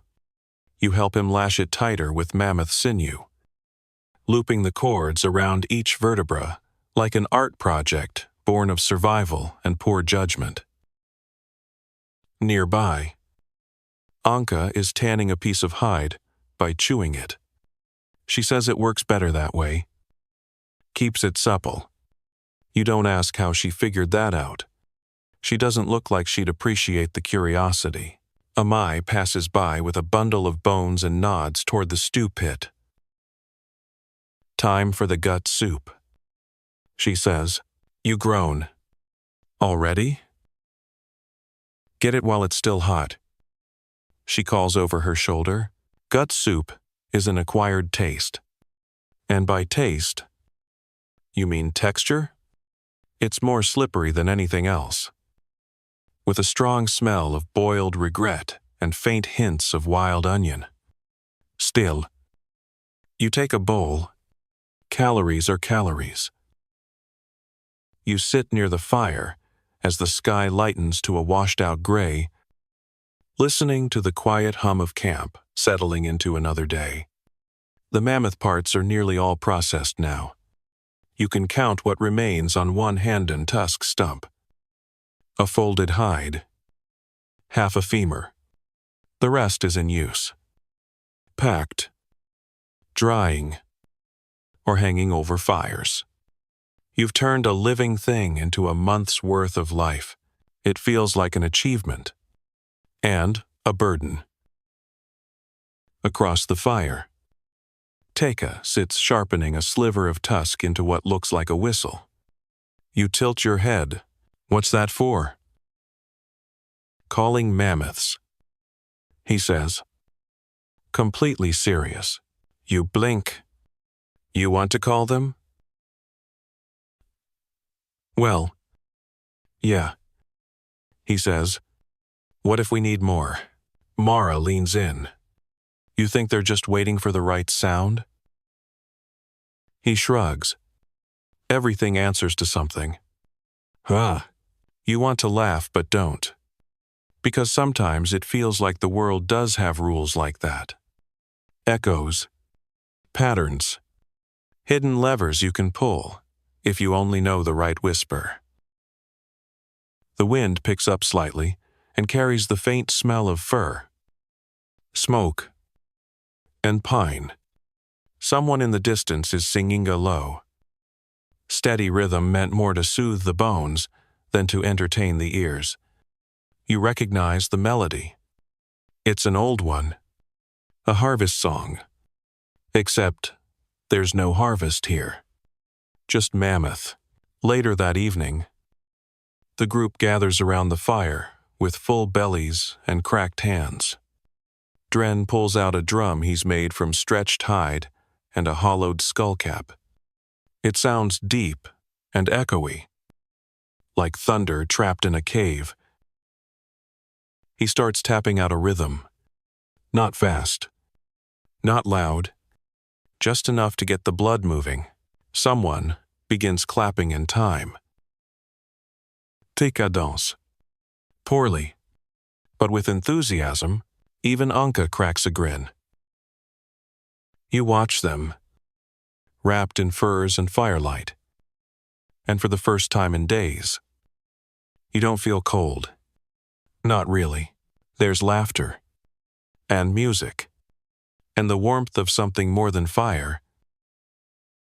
This, too, is part of the hunt, not just the kill, not just the work, but the living that follows it. The stories, the jokes, the way you take what the snow gives and turn it into something more than survival. Tomorrow, the snow will fall again. The mammoths will move. The wolves might return. But tonight, you're here, fed, together. And somewhere in the dark beyond the firelight, the bones of a giant rest beneath the stars. You run your fingers along the wall, dragging a line of ochre-stained grease across the stone. It leaves a mark faint, smudged, but real. Behind you, the fire crackles, throwing shadows against the uneven surface of the cave, like ghosts trying to reenact their greatest hits. You're deep in one of the side shelters now, huddled in a limestone nook that the group mostly uses for storytelling, tool-making, and the occasional sulky retreat.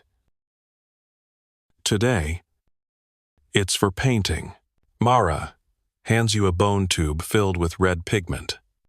She's already smeared a mammoth outline onto the wall-huge body.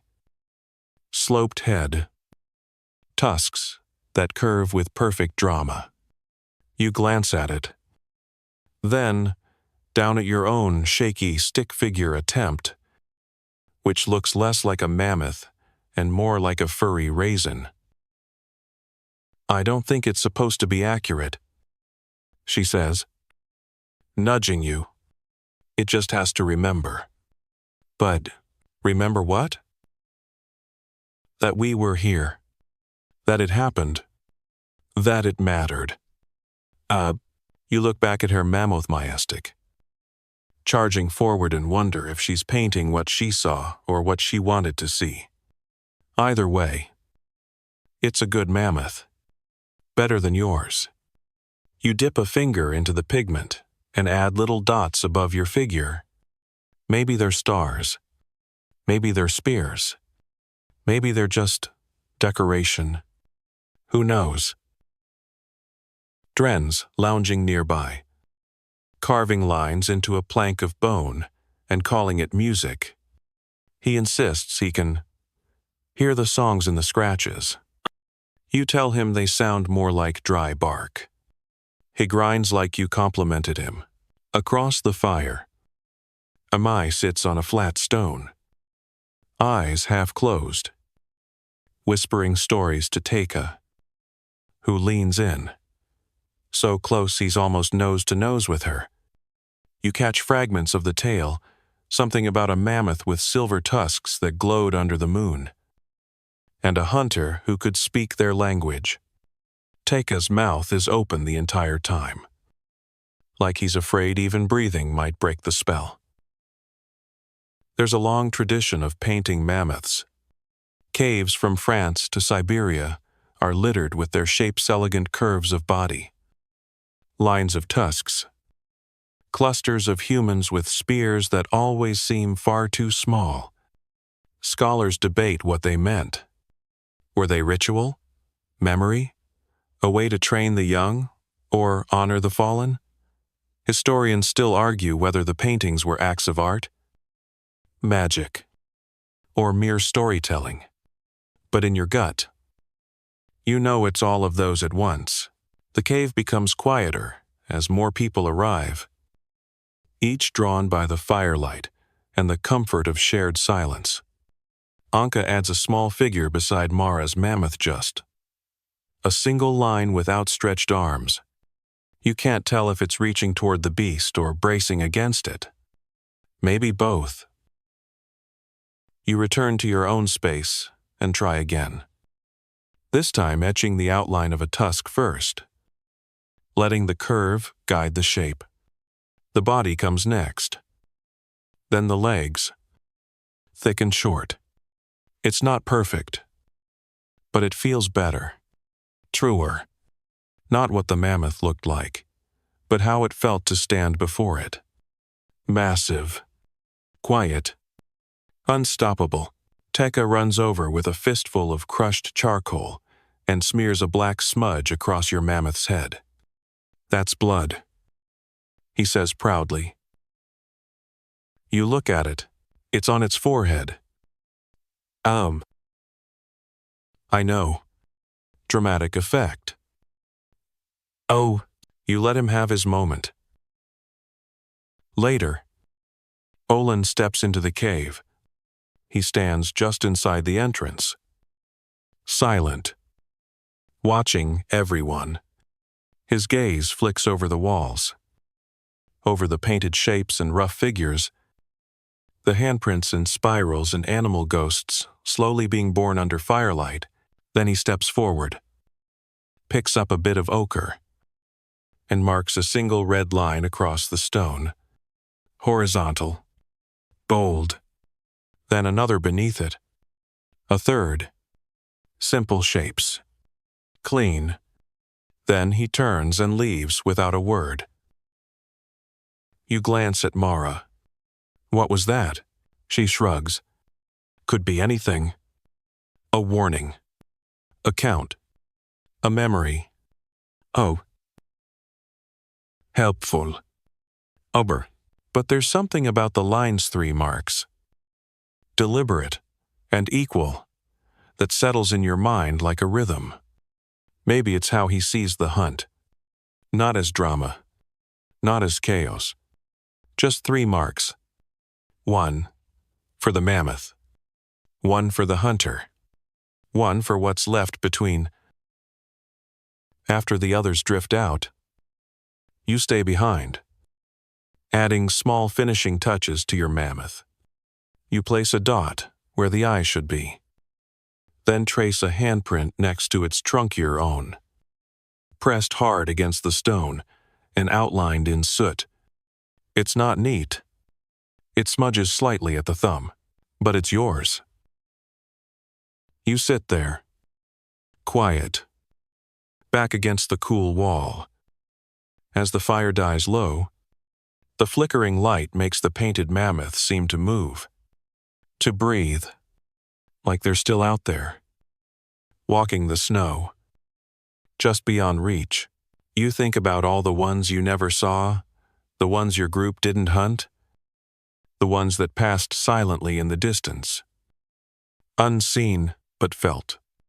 You wonder if they dream, if they ever sense your presence when they graze at dawn, if your footsteps haunt them the way theirs haunt you. The fire pops gently. The smoke coils toward the cave roof and slips through a narrow crack, vanishing into the night. You close your eyes. You can still hear the snow, still see the tusks, still feel the moment before the charge, when everything held still, and the world seemed to pause, waiting to decide who would fall first. And you remember. You always remember, because if you don't, who will? The cold snaps harder today. The kind of deep chill that doesn't stinge at burrows. You step out from your shelter, and it's like stepping into a memory of frost. The air is dry and sharp. and even your breath sounds brittle as it leaves your mouth in quick. Steaming puffs. Your boots crunch over snow, hardened into layers by days of wind. And the soonif, you can call that weak. Low-hanging bulb, a sun just sort of lingers near the horizon, like it's considering leaving early. You stretch your arms, wincing at how stiff your shoulders feel, from sleeping curled up like a half-frozen snail. Everyone's moving slower today. Even Dren, who's usually bouncing around with some nonsense about turning mammoth toe bones into juggling tools. Not that you wouldn't watch that. You nod to Mara, who's checking the sled lashings for the 5th time this morning. Going somewhere, you ask? Only half joking. She doesn't look up. Scouting. We need more hide. Ho. You frown.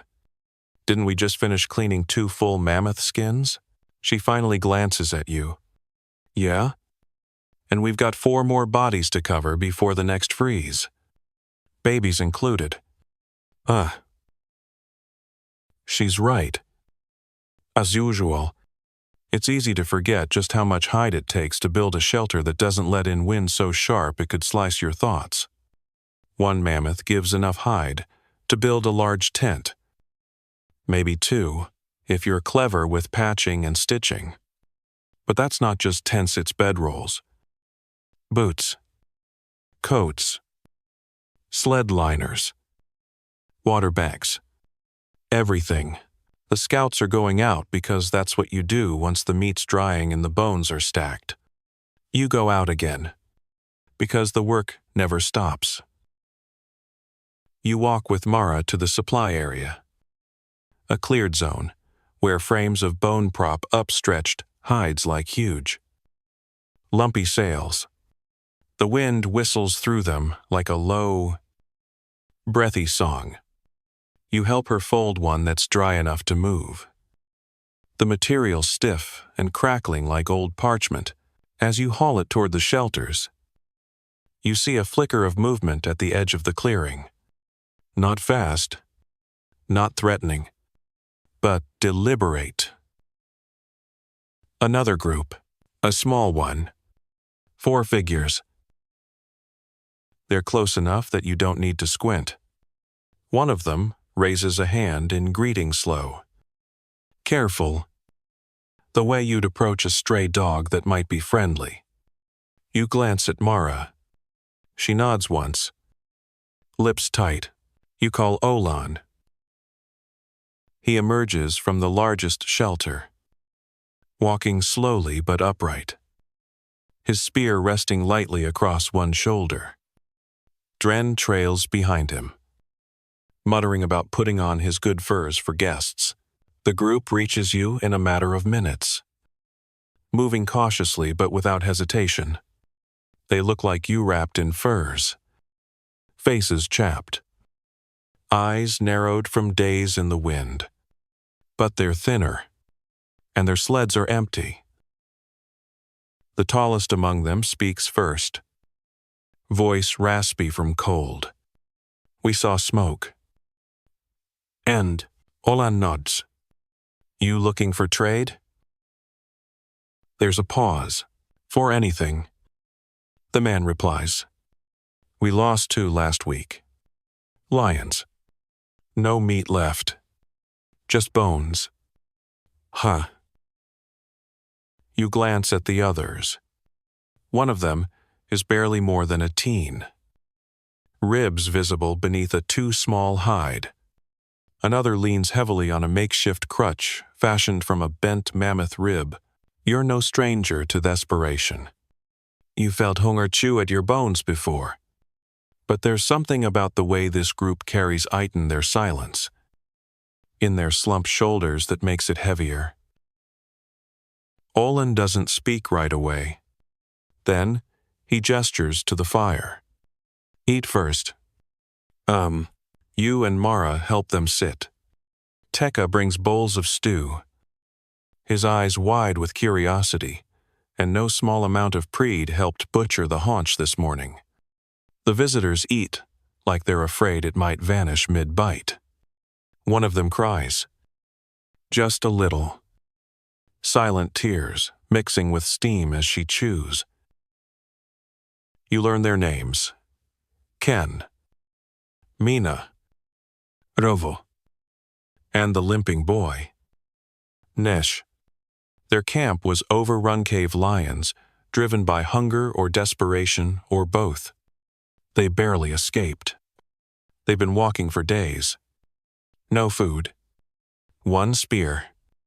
And the hope that someone, anyone, might still have a fire burning.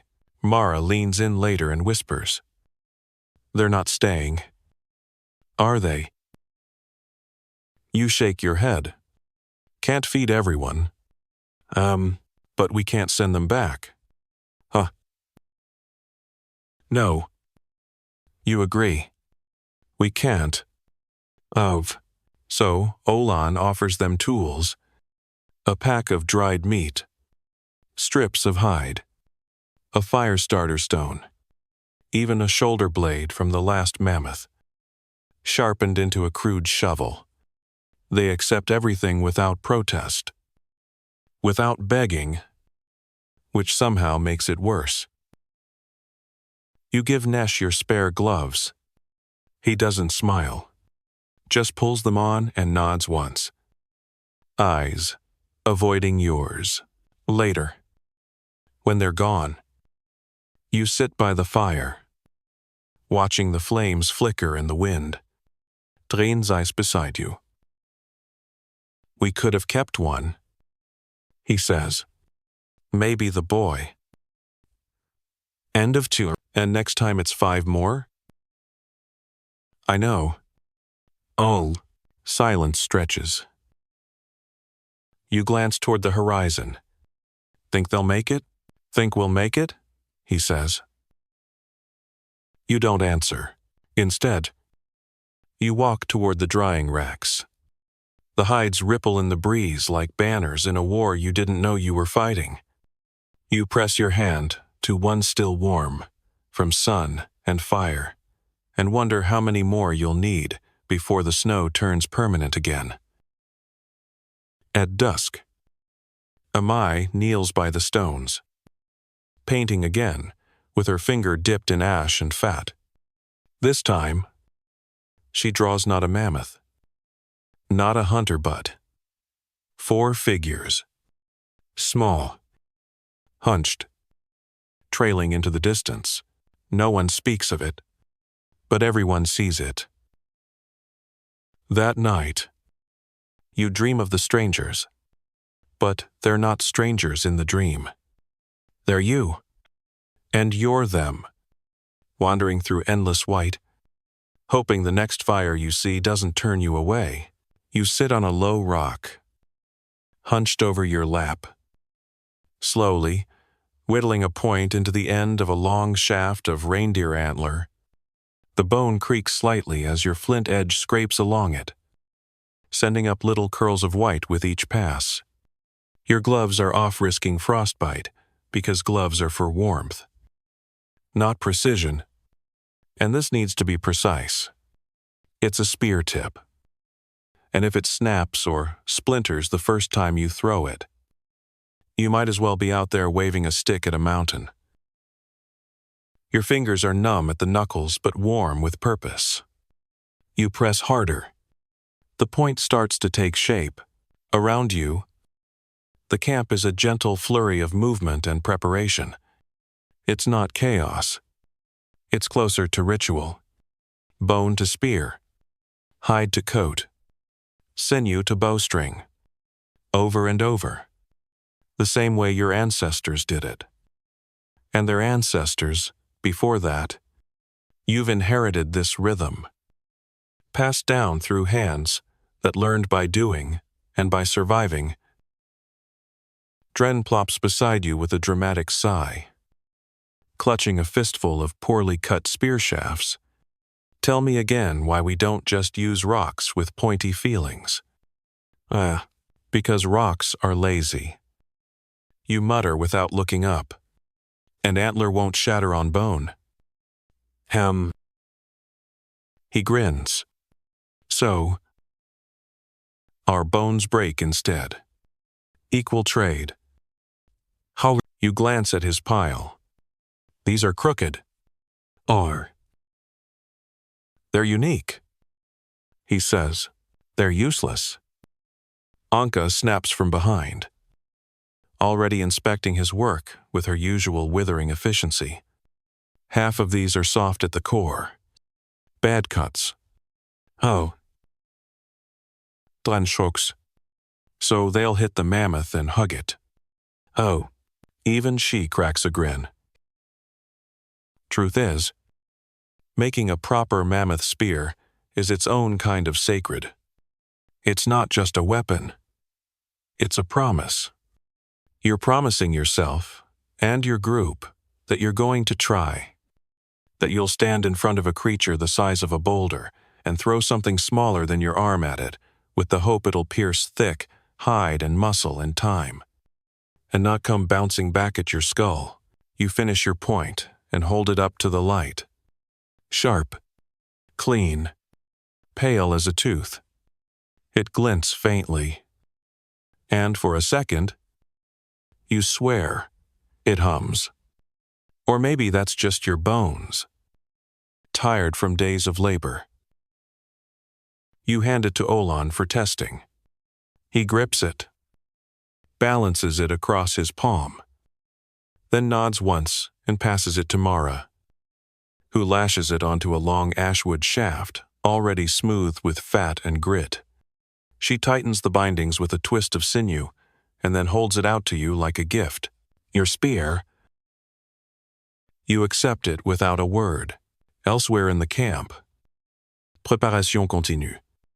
Nets are stretched out and repaired braided from plant fibers. Twisted gut. And even human hair. Teika volunteered some. He said it's for luck. You suspect he just likes the idea of his head hunting something on its own. Oh. You walk past Amai as she inspects the dried stomach sled, muttering something under her breath that sounds like, it'll either carry meat or become meat. You keep walking, out near the edge of the snow line, where the trees begin to huddle against the wind. Someone's testing, throwing spears. The sound of them slicing air is satisfying. A dry hiss, followed by the thud of impact against a stuffed hide target. Not quite a mammoth, but good practice. You take your turn. The new spear is lighter than your last. But just as strong. You wind your arm. I feel the balance shift. Then hurl it forward. The shaft arcs. Dips and hits, just below the neck. Close. Not close enough. You retrieve it and try again. Again. Again. By the fifth throw, your shoulder aches and your breath fogs harder with each exhale. But the next hit lands square, burying half the head into the stuffed form. The others clap. You allow yourself a small smile. Later, in the fire circle, the elders tell stories about the first weapons, about how the sky gave man stone and bone, but fire gave them intention. There's a tale about a spear carved from lightning wood that never missed. Another about a boy who made a spear too sharp and cut open the world. You don't believe any of it, but you still listen. Historians still argue over the evolution of hunting tools. Some believe early humans used thrown spears from the start. Others suggest we were scavengers, first timid and clever, trailing after bigger predators. But one thing's certain. At some point, someone picked up a sharpened stick, looked at a mammoth, and thought, yeah, that'll do. That person probably didn't live long. But you owe them everything. You clean your spear later, rubbing the point with a smooth stone until it glistens. The lashings hold firm.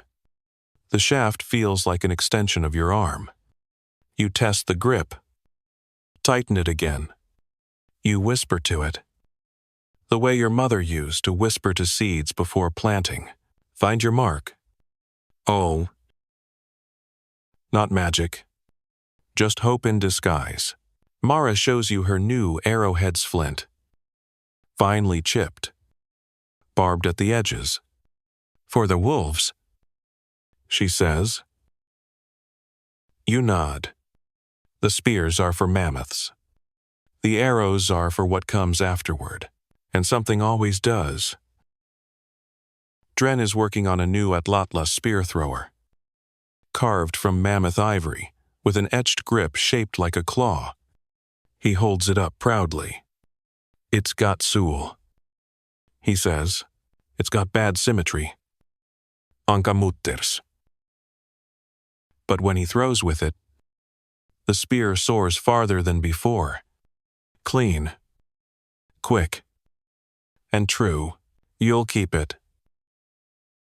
That night, the weapons are stacked near the fire, like an offering. Spears. Darts. Axes. Blades. All tools. All stories waiting to be told. You lie in your shelter. Hands sore. Arms aching. But your chest warm with readiness. The snow outside whispers promises. Soon. It will be time again. Soon, the mammoths will walk where you can reach them, and you will raise your spear not because you want to, but because this is who you are now. One who dares, one who remembers, one who sharpens. You squat by the fire, watching a shaky pair of hands try to thread a strip of sinew through the narrow eye of a bone needle. The hands belong to Narrow, who, despite being almost as tall as you, looks like he's wrestling a serpent instead of sewing a coat. His brow is furrowed so deep you could probably use it to store beads. And every time the sinew slips free, he hisses under his breath like it personally betrayed him. You're supposed to teach with patience. Mara whispers beside you, I am. You whisper back. You're staring like his needle owes you money. I'm projecting confidence. Oh. You're scaring him. Oh, possibly true. You soften your expression, which mostly involves relaxing your jaw so you stop looking like a carved mammoth idol. Narrow finally gets the sinew through the hole, lets out a triumphant exhale, and looks up. Okay, he says, voice still cracking in that uneven way the teenagers hate. Now what? Now. You say, you don't pull it too hard or the bone will crack. Just tighten it with your thumb and stitch forward.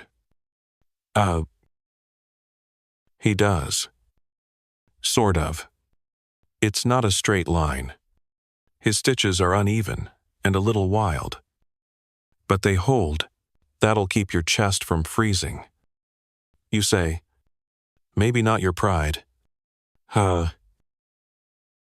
He laughs nervously. That's a good sign. You were worse your first winter. Your stitches looked like the path a rabbit might take during an earthquake. Across the clearing, Taka is balancing on a log, pretending it's a charging mammoth. He's holding a carved stick like a spear and yelling dramatic things like, face me, fur beast, before leaping off with a scream and tumbling into the snow. Dren applauds. Anka does not. And Amai mutters something about the future looking grim. I can't.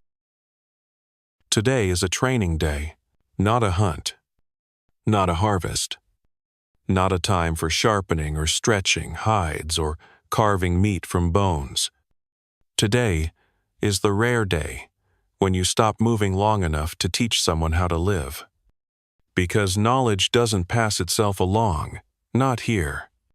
If you don't show them how to tie a snowshoe, or scrape a hide, or mend a snapped bowstring, they'll never learn. And if they never learn, they don't survive. It's that simple. Historians still debate whether Ice Age humans had formal instruction, or if kids just learned by watching. But your fingers remember the lessons your elders gave you. 1, on, 1. No ceremony. No hand-holding, just repetition, and very sharp objects. Mara is teaching Teka how to read tracks. She's set up a trail of pressed boot prints, mammoth mock prints, and a few wolf-like ones carved out with a pointed stick. Teka steps carefully, sniffing the air like a parody of a hunter. "That's a reindeer," he says. "Nope." Mara replies. Lost camel? There are no camels." Not with that attitude." She sighs and corrects him gently, pointing out the spacing of the paw prints, the drag marks in the snow, the subtle curve of weight distribution. Teka squints at them, then turns to Mara. "You just made that up." "Hey," she smirks. "You'll see it one day, and remember me. You'll be grateful." "Ed." "I'm already grateful." Good. Carry my gear next time." Meanwhile, Dren has taken it upon himself to teach some of the younger kids how to throw. His method is more dramatic. He's drawn a mammoth outline in the snow and is standing in front of it, arms wide. "Imagine," he says. "You're facing a beast the size of the sky. Its tusks could carve mountains. It breathes snow. It dreams in thunder. And you have this." He holds up a stick. The kids giggle. He throws the stick. It flops. They giggle more. Then he picks up a real practice spear. His arm arcs back, his stance solid. And when he throws, the spear sinks deep into the snow, Mammoth's chest. "That," he says, brushing snow off his shoulder, "is how you write a legend." The kids applaud. You roll your eyes, but it works. They try next, each taking turns. Some throwing high, some short, one accidentally backwards. No one's hurt. A few are inspired. That's enough. You sit with Naro again. He's moved on from stitching to wrapping a spear in fresh hide for grip. His fingers are steadier now, even with the cold. You watch quietly, only correcting him when he starts tying the cord backward. "You'll hunt soon?" You say. He pauses. "Like, real hunt? Real mammoth?" He swallows. "Will I be ready?" "No one is." You reply. "You just go anyway?" You tell him about your first hunt, thou. Your foot slipped in the snow just as the mammoth charged, and your spear went wide and hit nothing but air. How your pulse was louder than the mammoth's roar. How you barely remember the kill. Only the silence afterward. And the warm meat in your hands. He listens with wide eyes. "Did you cry?" he asks. You consider. "No." You say. "Not then." "Oh." He nods. Like that makes sense. Though you're not sure it does. Later in the evening, you gather near the fire as the light dims to that soft, washed gray that passes for dusk. The kids sit close, knees pressed to chins, eyes fixed on the flames. Amai speaks. "Tell me the mammoth's name," she says. One of the younger girls pipes up. "Frosthoof." "Huh." "Too dramatic," mutters Steka. "What's your name for it?" Then Anka asks, deadpan, "Warmy." "How?" The laughter ripples around the fire. Even a maid chuckles. "It doesn't matter what you call it," she says. "It matters that you remember it. And that when the time comes, you do not freeze." Oh, you look around the circle at young faces framed by firelight, at wide eyes and scraped hands and bandaged fingers, at the fragile beginnings of hunters and gatherers and wanderers. They will carry the hunt after you. They will chase the last mammoths. And one day, maybe, they will teach their own, so you keep showing them. You keep throwing. You keep remembering. Because the ice doesn't care who you are, but it does remember who forgot how to live. You wake up to the rhythmic tapping of bone against hide, soft and steady, like a heartbeat trying to echo itself back to life. You sit up slowly, rubbing sleep from your eyes with fingers that still smell faintly of smoke and marrow. The tapping continues, insistent but gentle, like it's calling to something not entirely in this world. You step out of your shelter into the twilight blue morning and follow the sound. It leads you to the shaman's tent. The entrance flap is decorated with strips of mammoth hide dyed in red and ochre, twisted with bones, feathers, and bits of polished stone. The symbols on the cloth shift slightly in the breeze, and, for a moment, they look like faces. You duck inside. Amai sits cross-legged in the center of the space, eyes closed, arms resting on her knees. Before her is a wide, shallow bowl filled with ash, embers, and strange-smelling herbs. The smoke curls lazily upward, dancing toward the roof of the tent. Her drum rests in her lap made of stretched mammoth hide over a curved rib framement. She taps it with a stick carved into the shape of a seal's head. She doesn't open her eyes. "I heard you," you say, softly. "I wasn't calling you," she replies. "I was calling them." You glance around the tent, half expecting a mammoth to materialize in the corner. Instead, there are carving small figurines, shaped like tusked beasts. Some upright like men, others bent low like they're sleeping. Feathers dangle from the ceiling, their tips singed black. A pile of skulls wolf, caribou, and something bigger rests along the back wall. "You think they answer?" you ask.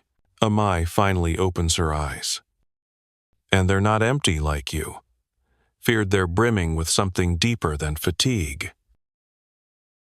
They always answer. We just don't always know what they're saying. Oh, you sit opposite her, legs folded. The warmth in the tent is different from fire warmth. It's quieter, like the kind that lives in caves or dreams. "What do mammoths say?" you ask. She smiles faintly. "That we were not first, and we will not be last." End of quote. A strange answer, but not a wrong one. Some believe early humans viewed mammoths not only as prey, but as sacred. The bones found carefully stacked in patterns, The tusks arranged like temples. These aren't just survival. They're offerings. Historians still argue whether mammoth remains were used in ritual or just convenience. But when you sit in this tent, with that drumbeat in your chest, you know it was more. Amai stirs the ash in the bowl with a long, forked twig. The smoke thickens. It carries the scent of moss, blood, and something sweet and sharp, like crushed pine needles. You've hunted well, she says. You nod, but the snow does not care about pride. You nod again. She leans in slightly. You dream of tusks? You think of the last few nights the charging mammoth. The rising snow. The cracking ice. You nod. They remember you, she says. You sit in silence for a while, listening to the crackle of embers and the distant sound of someone hammering bone outside. Then, quietly, you ask her something you've never dared before. Do you think they forgive us? Her eyes flick up to yours, and the silence feels heavier. No, she says, but they understand. The difference is important. Later, Amai gives you a small pouch filled with powdered bark, crushed roots, and bits of dried mushroom. For when you must see what cannot be seen, she says, or when you need to speak across the ice. Hi. You tuck it into your coat without comment. You don't know if you'll use it, but you're glad to have it. Outside, the sky has lightened to a chalky gray. The others are gathered near the sleds, adjusting loads, testing rope tension, preparing for the day's scouting. You fall into step beside Mara, who gives you a sidelong glance. You smell like ghosts. She mutters, blame Amai. You say, Drenyok's up. Half wrapped in a fur, he clearly put on backward. Did you ask her about my toe thing? No. Up. Missed opportunity, he says. It's either frostbite or prophecy. You roll your eyes. As you walk, you think about what Amai said that the mammoths understand. You wonder if understanding makes a difference when the spear lands, when the herd breaks, when the blood steams into the cold air, but it helps. A little. That night, after the hunt fires are lit and the fat begins to bubble in a wide stone pot, Amai calls everyone to the story circle. It's not unusual, but tonight feels different. More charged, she stands, the fire casting her shadow long across the snow, and begins to speak not loudly, but clearly.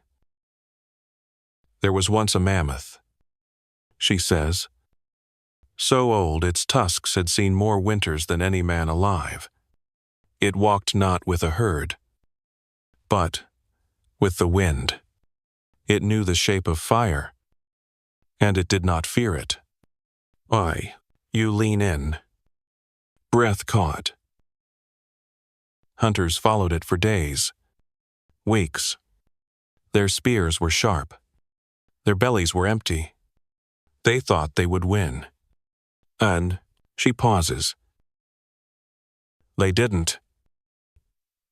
A long silence. Then, the mammoth led them into the fog. And when the mist cleared, there were no more hunters. Only footprints. And silence. Oh. Teika whispers. Did it eat them? Amai smirks. The mammoth does not need to eat. It only needs to endure. Oh. Dren claps once. Softly. So what's the lesson? Amai meets your gaze as she answers. Some things are not meant to be chased. Oh, the fire cracks. The wind shifts. You lie awake longer than usual that night, staring at the stars. They blink lazily overhead, ancient and unbothered. Somewhere out there, mammoths still walk. Maybe not here, maybe not now, but the memory of them thunders in your bones. And you wonder, when you are gone, and your bones lie clean beneath the snow, will someone drum your name against stretched hide?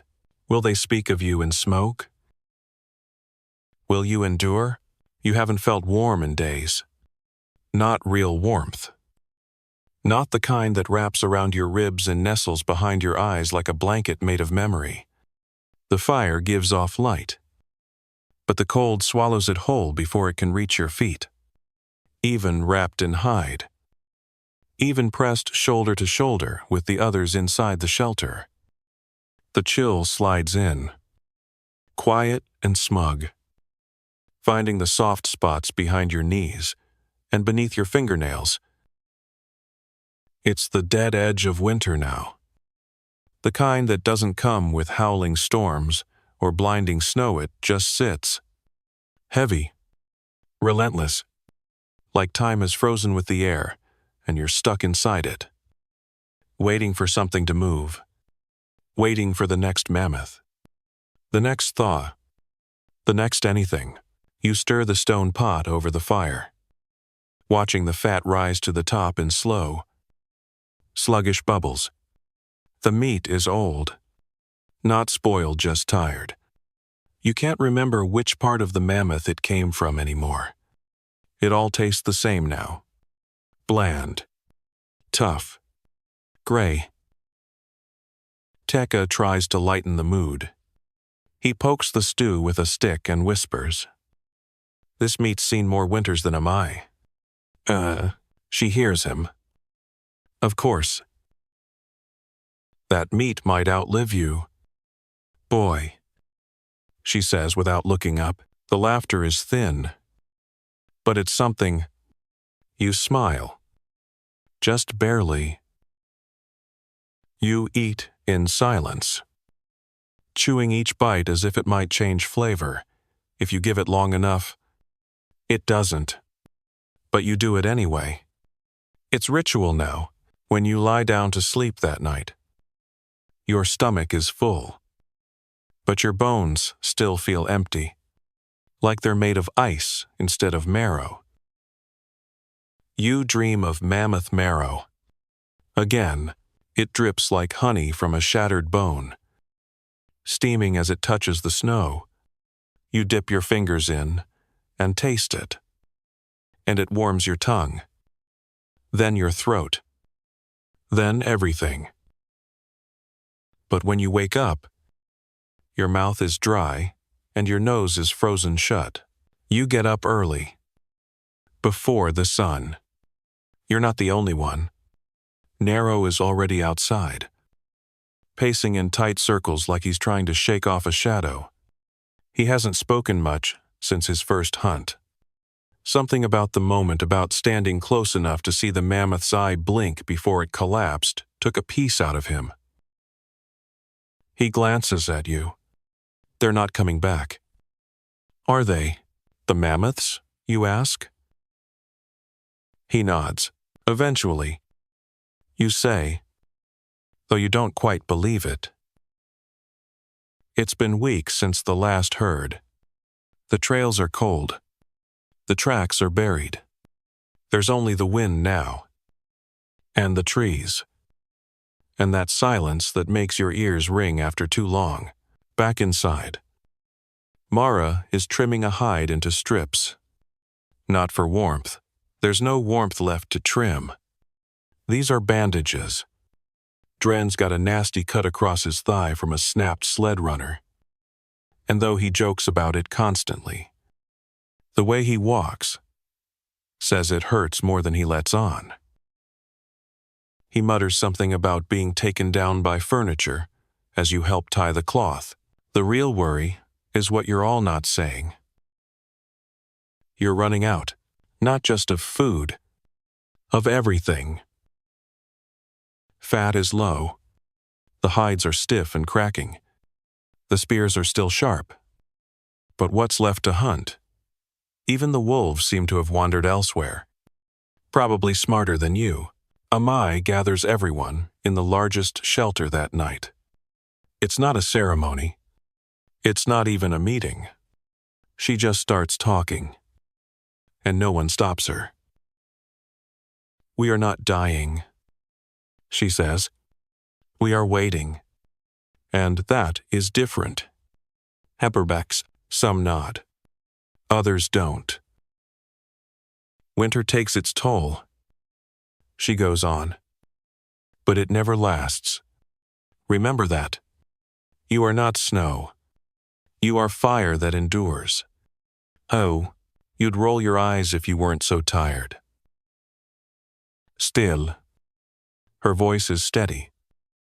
And there's something in it that reminds you of warmth, not heat. Exactly. Tu but endurance. Like a coal that refuses to go out, she produces a pouchonnet of the old ones, tied with a strip of braided gut. She opens it and pulls out a handful of dried berries. Real berries. The kind you haven't seen since the ice closed the world. Gasps ripple through the group. You'd forgotten the color red could look like life. Amai passes them around. 1 or 2 per person. Not enough to fill anyone's belly, but enough to remind you that spring exists. That somewhere, beyond the cold, the world still grows things. You eat your berry slowly, letting the taste sit on your tongue. It's tart, sweet, wild. It punches a hole in your frozen thoughts and lets a little light in the... Historians still argue whether Ice Age humans had storage systems that could last full seasons, or whether survival depended more on luck than planning. But your group? You have Amai. And Amai planned for this. Dren says, "If you hand me 1 more root broth, I'm going to start photosynthesizing. Madare, please. Then we'll finally have a green thing around here." There's real laughter this time. Small, but real. That night, you huddle close in your shelter, pressed between the others, sharing breath and heat and dreams. You dream of walking, not running, not chasing. Just walking, over snow, under a sky painted in slow pinks and purples, and beside you walks a mammoth. Quiet, steady, its great footfalls leaving steaming prints that bloom with tiny green leaves. When you wake, you don't tell anyone about it, but you carry it with you, tucked behind your ribs, like a flint waiting for spark. Because winter hasn't won yet, and neither have you. But you're still here. The first fresh track comes just after dawn. You're out checking the traps, most of which have been disappointingly empty for days when you see it. Not a full trail. Not a herd path carved deep into the snow. Just a single print. Wide. Round. Pressed hard enough to leave a rim of packed ice. You crouch, breath fogging against your scarf. It's not old. You scrape your glove gently along the edge of the track. A fine crust of ice breaks loose. Beneath it, soft powder. Fresh. Very fresh. Your heart stumbles a little, like it's remembering how to beat for something other than survival. You look up, nothing but trees. Snow. Silence. But they're back. You return to camp faster than you should, sliding down slopes and catching branches that scratch your arms. By the time you burst through the clearing, you're panting. They're close. You manage between breaths. At least one. Olan stands immediately. Mara tightens her bootlaces with a single jerk. Dren drops whatever bone project he was fiddling, with something shaped suspiciously like a flute. How fresh? Olan asks. Hours. Maybe less. A wid. Anka's already at the weapon rack, checking bindings and points. No one speaks much. The urgency is too familiar. It's been too long. The hunt is back on. You gather supplies, spears, nets, slingstones, extra cord, dried meat, flint, and hide wraps. No one overpacks. Everyone knows how much matters when you're stalking giants. Weight can mean life, or frostbite, or just watching your dinner vanish into the woods because you brought a bone whistle instead of a rope. Before you leave, Amai hands you a charm. It's made of braided sinew and a tiny carved mammoth, smoothed from years of being held. For luck, she says. For meat. You reply. She just smiles. The snow is harder today wind blown and brittle underfoot. You move, in silence. Spread in a loose arc. Eyes scanning for movement. The trees crowd tighter the deeper you go. Their branches dusted with frost and hanging heavy. Like they're listening. You're the one who sees it first. A strip of bark torn from a tree. About 5 feet up. Mammoth height. Scraped, clean with the kind of force no human could manage. There are tufts of fur caught in the bark coarse and dark.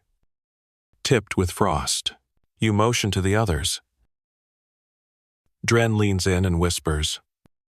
Still just one? Maybe. You say.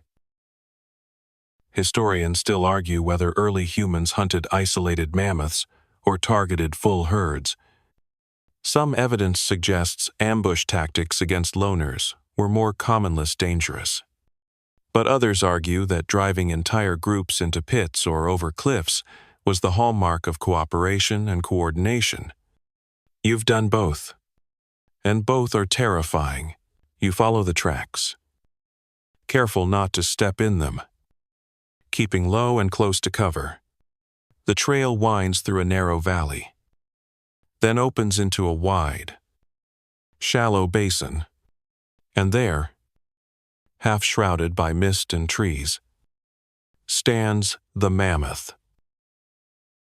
Alone, massive. Its fur is mottled with patches of snow, its trunk swaying lazily as it pulls at a root. One tusk is chipped. Its eyes are small, but aware. This is no ancient dying beast. It moves like something born to keep moving. You count heads. 5 of you. 1 of it. You exchange glances. Olan gives a low whistle. Not loud enough to startle, just enough to signal. You fan out. Your hands tighten on your spear. Your breath slows. You feel your ribs rise and fall once, twice. You step softly. Each crunch of snow is a careful decision. Mara tosses a stone into the undergrowth. A distraction. The mammoth raises its head, turns slightly, ears flaring.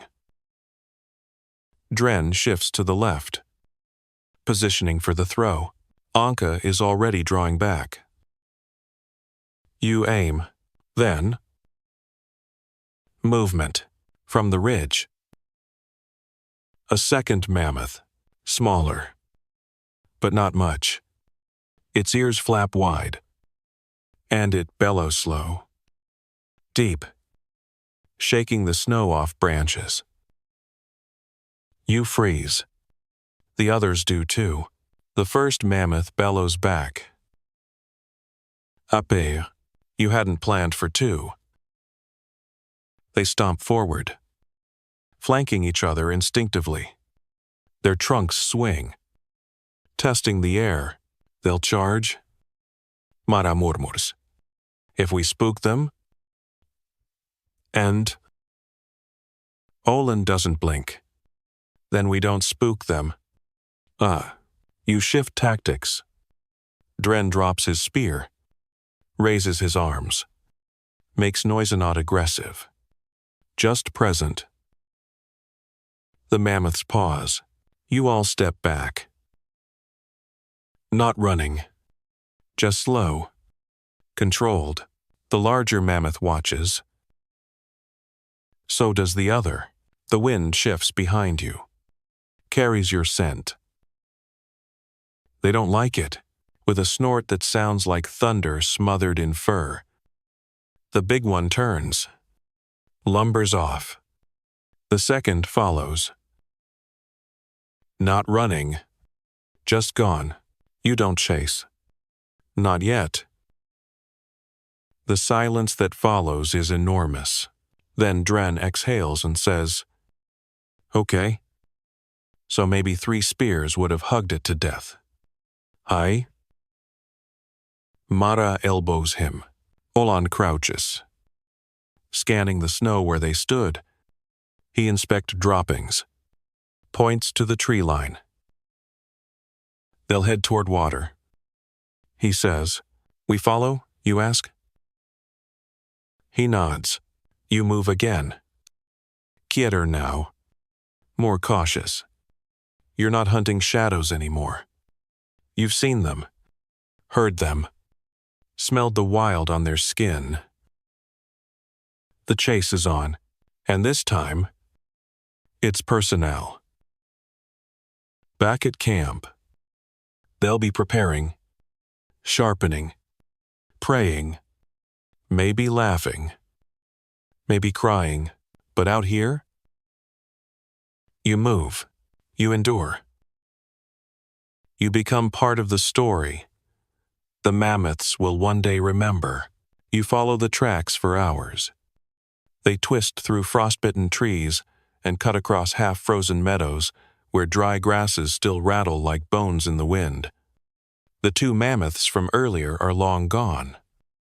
But the signs of their passing remain branches broken shoulder-high. Churned up snow. Piles of dung still steaming faintly in the morning chill. And where mammoths go, others often follow. You're not just chasing meat anymore.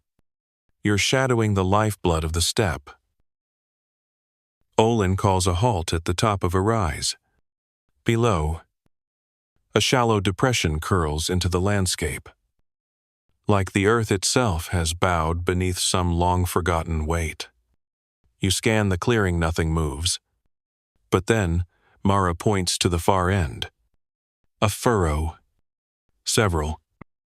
In fact, deep and wide. Cut into the snow, like heavy sleds dragging through it. A trail. She says, "Big herd." I mean, so. You don't say anything. But your stomach tightens. Big herd means big killer, big disaster. Dren squats beside the trail and presses his fingers into one of the prints. 3 days old. Maybe 4. He murmurs, heading south. Toward the frozen lakes. You add, Olan nods. We follow. We'll move with the herds. How? And just like that, the decision is made. You'll migrate. It's not a surprise. It's part of the life. You don't have towns. You don't have stores or roads or roots in the ground. You have movement. Your ancestors moved like this. Trailing mammoths across continents. Across generations. They followed the warmth. The herds. The hope. You return to camp that evening with the news. No one is shocked. Anka immediately begins packing the hide bundles. Tekka volunteers to lash sleds. Amai simply nods and says, "The wind already told me." You spend the night preparing. Sled runners are repaired.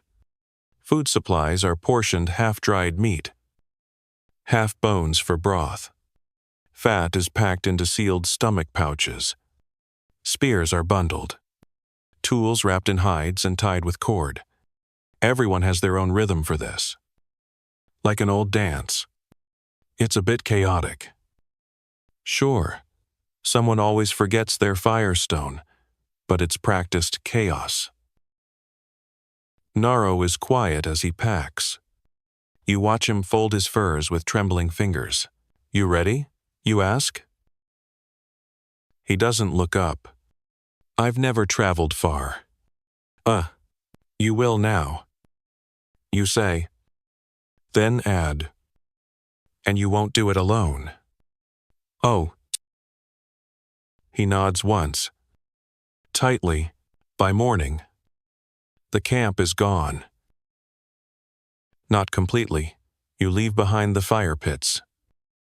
A few carved bones set into the snow, and the footprints of dozens of lives etched briefly across the ice. But the rest shelters, tools, warmth you carry on your backs or haul behind you. The caravan creaks and groans into motion like a great beast itself. Sleds packed with meat. Children bundled in furs. Dogs panting. People hunched against the wind. You walk in single file, spreading out just enough to avoid slipping on each other's boots. Snow squeaks underfoot. The sun hangs low behind a haze of ice fog. The trees thin. The sky turns that pale. Sour gray that promises colder things to come. The trail is hard. Not just physically, though, it is that, but in its silence. No talking. No stories. Just the crunch of steps and the occasional bark of a dog or the hiss of wind through your scarf. Your body aches after the second hour. Your fingers sting. Your hips burn from pulling the sled. But you keep going. You cross a narrow ravine using a bridge of fallen trees. The ice below groans with each footstep. Dren jokes that it sounds like Amai after she eats too many marrow dumplings. A few chuckle. Weakly. Later, you find the bones of something large, maybe an auroch. Stripped clean. Scattered. Cracked open. Not by you. Not recently. The marrow is long gone. You don't linger. Each night, you camp near old hunting sites.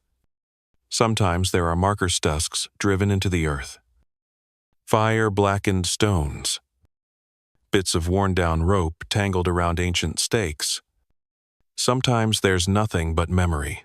That third night, after hours of frozen silence, you hear it. A distant, rhythmic rumble. Mara's head snaps up. Drums? No. You say. Eyes wide. Footfalls. You all scramble for higher ground. There, in the valley below, moving like a slow storm, is the herd. Dozens of mammoths. Big, shaggy adults. Lanky adolescents. Calves, the size of your sleds. They shuffle through the snow with deliberate grace. Trunks sweeping low. Tails flicking. Frost clings to their fur in patches. Their tusks glint like moonlight caught in ice. Dren lets out a shaky laugh. Now that's dinner for a month. Or trouble for a season. Anka mutters. You watch as they pass. It's hypnotic. Like watching a river flow. They move not as individuals, but as one pausing, shifting, turning all, without a word. You feel the ground buzz faintly beneath your boots. They carry their own weather, their own gravity. Historians still argue whether humans followed herds out of instinct, necessity, or reverence. But watching them now, you understand. You don't just follow mammoths because they feed you. You follow them because they lead, eventually. The herd disappears into the tree line. You set up camp on a low rise, safe from wind, and huddle around the fire. Deka speaks first. They're beautiful. Oh. No one argues. Ame leans forward. We'll move with them. But we don't strike yet. We wait. I bling. Olan nods. We'll shadow them to the lakes. Oh, your heart pounds. Even as your body sinks with fatigue. This is what you've trained for. The weeks of empty traps. The hollow bellies. The marrow dreams. They've led to this. The trail will not be easy, but you're on it now. And the mammoths are walking, so you walk too. You wake to the sound of ice cracking somewhere in the distance sharp. Sudden. Like a bone, snapping beneath pressure. It echoes across the basin and fades into the morning hush, leaving behind a silence that feels almost personal. The kind of silence that looks you in the eye and dares you to keep going. You stir slowly, rubbing stiffness from your arms, and push aside the flap of your shelter. Frost has crept up the inside of the hide overnight, sketching spiderweb lines across it. Your breath comes out in thick puffs. The cold is the kind that bites through every layer and whispers, "You forgot me, didn't you?" Around you, the others are stirring too. Mara is already checking the sleds, her face half wrapped in fur. Dren sits cross-legged beside a stone, sharpening his spear with a rhythm that sounds suspiciously like a lullaby. Anka grunts at the cold, her breath fogging as she lifts a frozen haunch of meat to thaw over the fire. Teka trips over a snowdrift and yells, "The earth hates me. Maybe stop insulting it." Mara calls back, "It's been 2 days since you spotted the herd. You've kept your distance, trailing them across frozen hills and valleys, watching from ridges, waiting. There's an art to it. This quiet stalking. You're not chasing. Not yet. You're learning their rhythm. Today, Olandacetus is for testing." You gather at the edge of a ridgeline, overlooking the herd's most recent resting place. Down below, the mammoths cluster in a snow-packed clearing. Some dig with their tusks at the ice, searching for roots or buried grass. Calves tumble half-heartedly in the snow, flicking their trunks at each other in slow-motion play. The biggest bull stands off to one side, still as a statue, ears flicking occasionally. Always watching, Olin points to the western flank of the group. "That one's old?" he says, tracing the outline of a smaller, thinner mammoth. Its fur hangs loose, like a rug stretched too thin. One tusk curves awkwardly in on itself. It limps slightly as it walks. You nod. He turns to the group. "We go light and fast. Not to kill, just to test." Ope. A test hunt. You pack quickly. No sleds. No heavy gear, just spears, ropes, and 2 lengths of net. Amai hands each of you a smear of crushed root paste and says it'll keep your courage from freezing. It tastes like burnt bark and pepper, but you swallow it anyway. You fan out. The snow here is deep, so every step takes effort. You skirt along a rise, then drop down into the trees, moving parallel to the herd. Every branch you step under carries a quiet thread, a cascade of snow, waiting for the wrong movement. You duck low, breathing through your scarf. Mara flanks left. Dren and Teka follow Olan. You take the rear, watching the shadows. Finally, Olan gives the signal, a low whistle. Barely a note. It begins. Mara tosses a stone again. Her favorite trick. This time it hits a tree with a dull thunk. The old mammoth lifts its head, blinking slowly. It doesn't run. Not yet. Just shifts its weight. Then the first spear flies, not to hit, just to scare. The herd erupts. The younger mammoths stampede left, their trunks raised in trumpet, screams that shake the trees. The calves scramble after their mothers. The bull rears up, tusks flaring wide. But the old one panics. It turns, slips on the ice, then lurches uphill toward you. You sprint into position, swinging the net wide with Mara. You toss it low, aiming for the legs. It tangles. The mammoth bellows, stumbling, crashing sideways into a cluster of pines. Snow explodes upward. You leap back as the branches crash down beside you. For a moment, all you hear is your own breath. Then silence. You creep forward.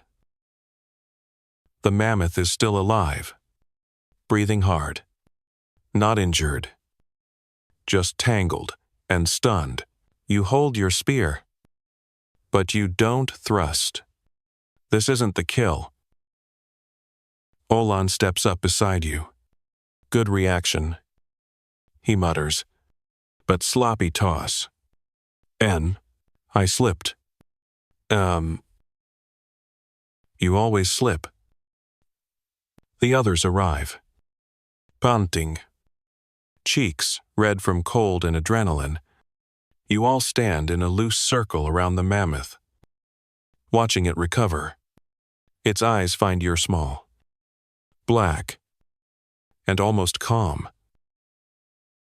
Dren exhales. Still think we're the smart ones. The mammoth shudders, pulls at the net once, twice, then stops. It breathes in fog, and the fog curls into the air like smoke signals. Eventually, Olan steps forward and cuts the net. The mammoth hesitates, then rises. Its knees shake. It turns slowly and walks away, limping, but alive. You let it go. Historians still debate whether these moments, these test hunts, were strategy, mercy, or a form of understanding.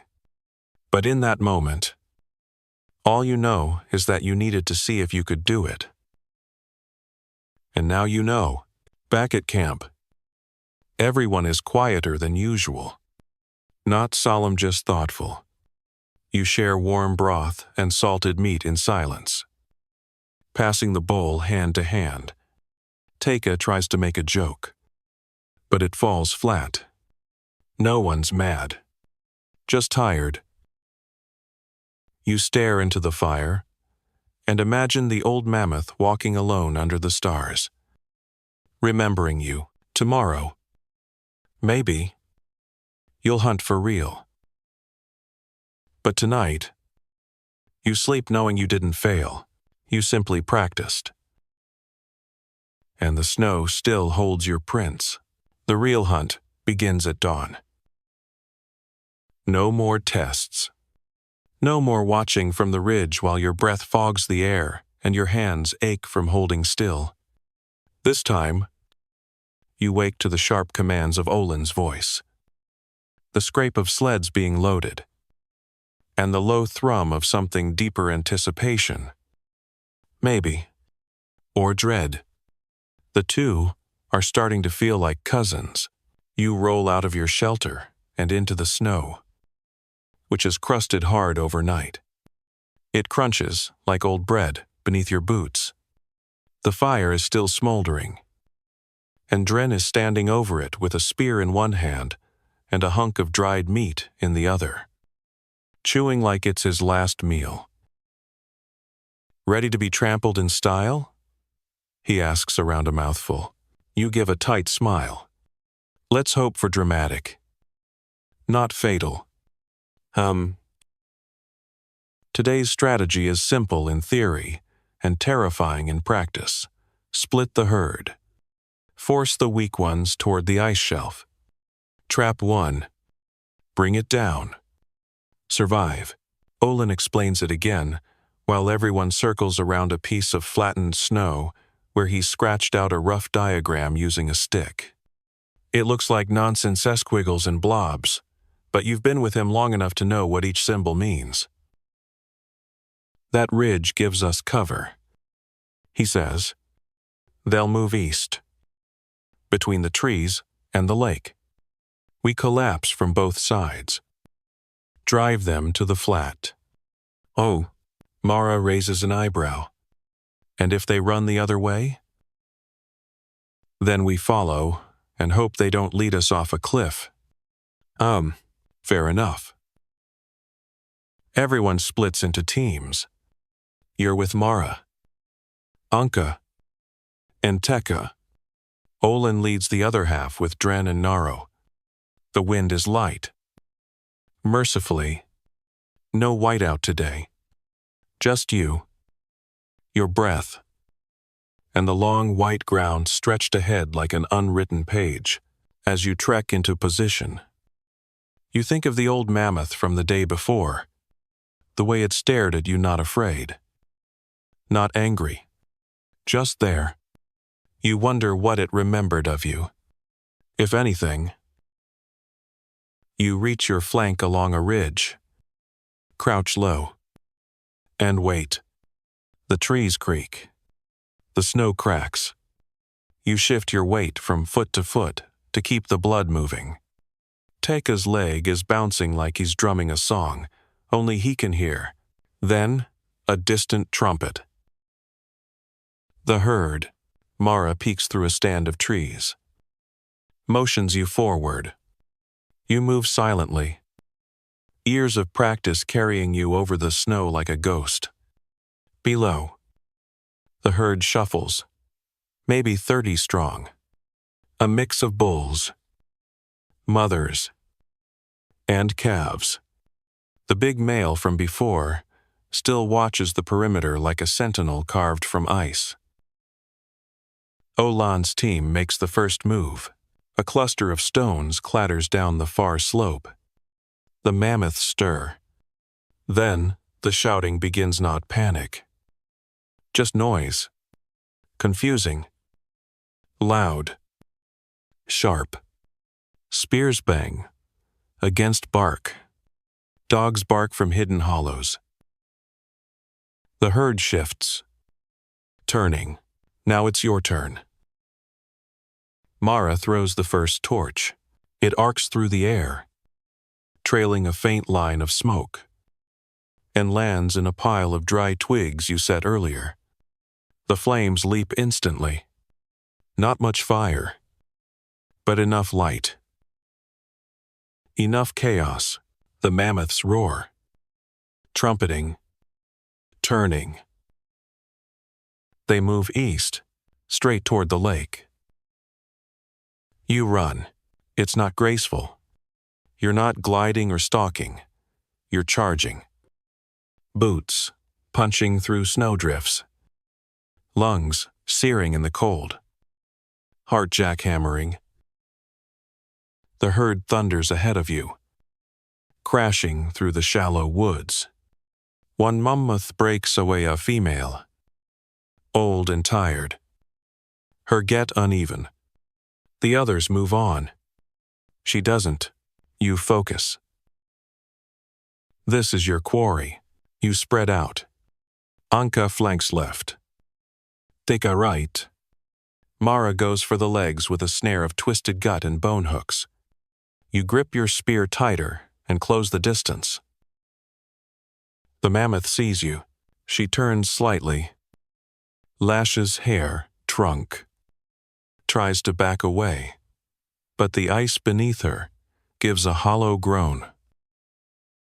Too late, she slips. Not a full fall, but enough. One leg buckles. She stumbles. Anka's spear finds the flank. Not deep. A scratch, but enough. Mara's snare catches a foot.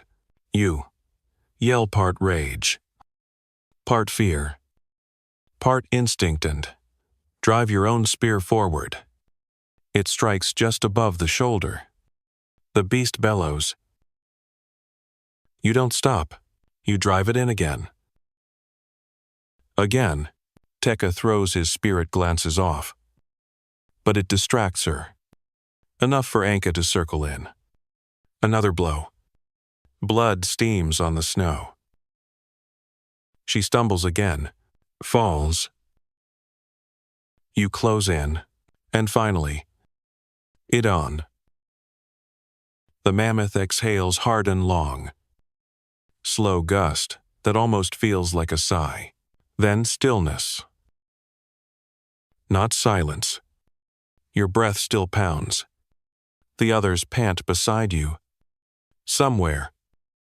Someone is crying softly. It might be Tekka. It might be you, but the mammoth is still. You kneel, pressing your palm to the warm hide. It's rough beneath your hand. Fur matted with sweat and blood. A life. Ended. But it will feed yours. Historians still debate whether these kills were solemn, spiritual, or simply necessary. Some bones were arranged with care. Some not. Some skulls show ritual carvings. Others, just the marks of tools. But out here, today, under a pale sun and on blood-stained snow, it's both. You don't celebrate. You don't mourn. You just breathe. The others arrive. Olin sees the fallen mammoth and exhales with something like relief. We did it. Mara says. No. Amai says behind you. She did it. Ha. Everyone turns. She walks slowly, leaning on her carved staff. Breath curling into the air like incense. She gave herself. Amai says, so you could live. Oh. You nod. You don't argue. You feel the truth of it in your bones. The butchering begins before the sun sets. You know your part-severing tendon, carving flank, draining blood into hide-lined pots. It's brutal, precise, reverent. You'll eat tonight. You'll eat for weeks. But something else feeds. Tooth memory. The story. The knowledge that in the long frozen silence of this world, you've made a sound loud enough to echo, and maybe, just maybe, the mammoth heard it. Night falls hard and fast, as if someone yanked a fur blanket over the sky and forgot to leave any stars behind. You sit beside the fire. Finga saw. Hands slick with grease and crusted snow. Your thighs ache. Your shoulders feel like they've been hammered from inside. But you're full belly, full fire, full silence. The others eat in near quiet, not from exhaustion alone, but from something deeper, respect, maybe, or awe. The mammoth lies in pieces now, its body transformed into neatly stacked cuts. He bundles, and heaping bowls of steaming broth. The steam smells earthy, sweet, and dark like blood made into memory. No one says it aloud, but you all know this one kill might carry you through the worst of the cold. Tekka slurps loudly, breaking the hush. You think she had a name? He asks, blinking at the fat floating in his bowl. She does now. Amai says, You spoke it? He looks puzzled, but nods anyway. You lean back against your pack, stomach warm and full, and stare into the dark sky. The clouds have cleared a little. A scatter of stars peeks through it, blinking like slow, tired eyes. Somewhere above them, the ice stretches out forever, a dome of memory sealed in frost. Dren starts humming a low, tuneless melody. It's probably a lullaby, but it could also be a warning to nearby predators that your group is both full and heavily armed. Think the others saw? He asks. You know what he means, the other mammoths. They always do. Mara replies. The next morning, you wake with a new kind of ache. Not from cold, not from hunger, but from urgency. You're alive, and the world hasn't ended. But survival doesn't pose. The meat needs drying. The bones need boiling. The hide needs stretching. You've got maybe 2 days before you have to move again 3, if the winds stay still and the scavengers keep their distance. Work begins at first light. You and Anka handle the ribs. They're massive, each one, as long as your arm, and nearly as thick. You wedge them upright in the snow near the fire to begin drying, letting the smoke kiss them gently as it drifts. Tekka sings as he scrapes sinew from the leg tendons, his voice cracking in the cold. Dren and Mara are cleaning the hide, stretching it between 2 trees and pounding it with bone mallets to keep it supple. Even Naro helps, his once shaky hands now steady with the rhythm of shared purpose. It's not glamorous. There's no celebration beyond the eating and the warmth. You work, because that's what comes next. Because survival isn't a moment, it's a habit. Still, as you drag a pile of stripped vertebrae toward the tool tent, you catch yourself smiling, just slightly. Later that afternoon, the wind picks up. The clouds roll in fast and heavy, and Amai emerges from her shelter with a face like bad weather. Storm's coming, she says. How bad? Olin asks. Bad enough to make bones shiver. Oh.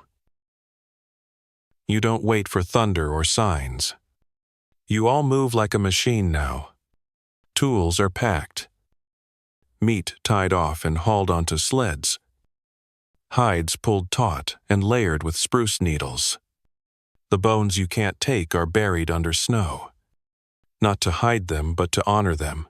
Mara slips beside you as you lash down the final bundle. She gave us everything, she says. You nod and ask for nothing. And she didn't have to ask. And the sky darkens. Snow, begins to fall not the lazy drift of storybook winters, but fast, slanting flakes like white knives. The fire hisses and dies. As the first gust hits, you pull your hood tighter, squint through the wind, and fall in line. The herd is long gone now. You won't catch them again for days, maybe weeks. But that's all right. You have what you need for now, and so you walk. Through the storm, through the wind, through a landscape that seems to erase itself behind every step you take, you pass a ring of stone-soled, covered in snow, barely visible. A grave. Maybe. A warning. Or both. Someone was here before us. Dren mutters. They always were. Amai replies. And they left signs. So we wouldn't forget. Historians still argue whether Ice Age hunters marked territory or simply returned to places where they'd survived once before. But you've seen these circles before. In valleys, on cliffs, near rivers. Each one like a whisper from the past. You press on. The snow climbs higher. The cold turns sharp. You camp that night in a shallow grove, huddled close. The fire small and crackling, its light swallowed whole by the storm.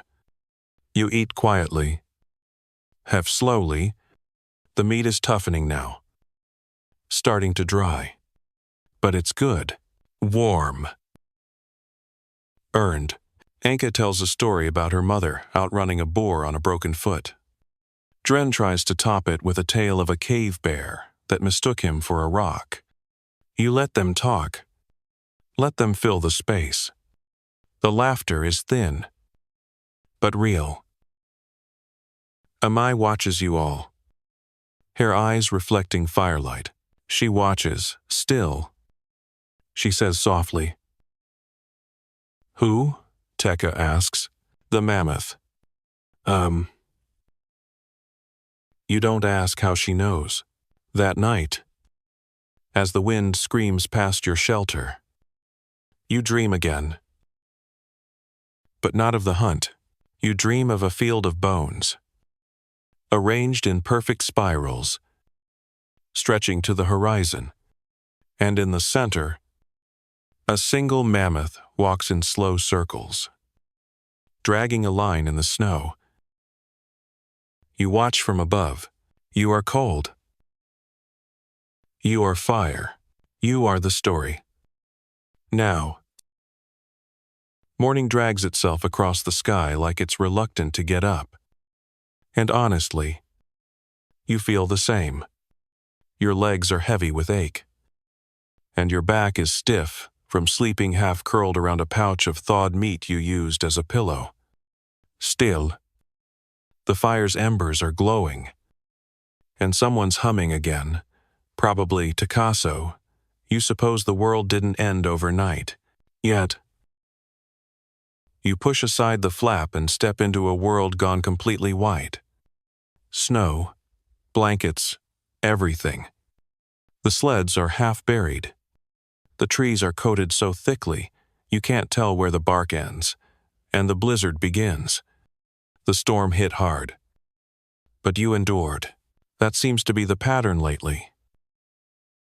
Amai is already up, tapping her staff against the snow, like she's measuring the depth of memory. She looks at you without surprise. Did she visit you? She asks. You nod. No point pretending. She's proud. Amai says, eyes flicking toward the sky, and watching. You're not sure if she means the mammoth, a spirit, or something older, deeper, but it doesn't matter. You feel it too. That weight in the air, that presence, the idea that everything you do now is part of something bigger than just a hunt. While the others dig out the sleds, you take a walk, just a short one, toward the edge of the trees. There, half hidden by drift and shadow, you spot a familiar curve, a mammoth tusk. Old, buried, weathered smooth as river stone. You kneel, brush it clear. The tip is cracked. Moss grows in the crevice. You wonder who hunted this one, what they used, if they celebrated, or cried, or just kept walking. Historians still argue whether early humans viewed mammoths as mere food or something more profound. Rituals suggest reverence. Bone huts suggest practicality. But you've lived both prayer and hunger, silence and blood. You run your palm along the old tusk. It hums. Almost. You leave it alone. The caravan moves out by midday, trudging slow but steady. The storm has quieted, but the wind still whispers cruel jokes into your hood. It's the kind of cold that slides into your joints like it's looking for a place to stay rent-free. Dren coughs dramatically. This is why I should have stayed a pot maker. Oh, you were a terrible pot maker. Mara says. I was avant-garde. He grins, shaking his frozen mess of a mustache. You march for hours, the landscape sliding past in endless shades of white and gray. Once, you see a flash of movementa. Fox, maybe. Or a lynx. It disappears before you can blink. The herd's trail is faint now, trampled under layers of fresh snow. But Olin finds it. Somehow, the man could probably track a snowflake across a glacier. Eventually, the trees thin out, and the terrain flattens. You know this place, the frozen lake. Last time you passed through here, it was early in the season. You found the Prince of Wolves circling caribou. This time, it's Keter. Still, no tracks, no movement, no mammoths. They pass through. Olan sits, crouching near a broken ice patch. Day or two ago. Did they drink here, you ask? He nods. One of them fell in. You blink. Survived? He shrugs. Doesn't matter. They moved on. And you pitch camp on the lake's edge that night. The ice creaks beneath your boots. You try not to think about how thick it really is. Amai builds a small shrine, just 3 tusk chips set in a triangle, surrounded by crushed berries.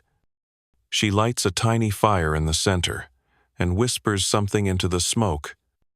You don't ask what. You already feel it in your chest.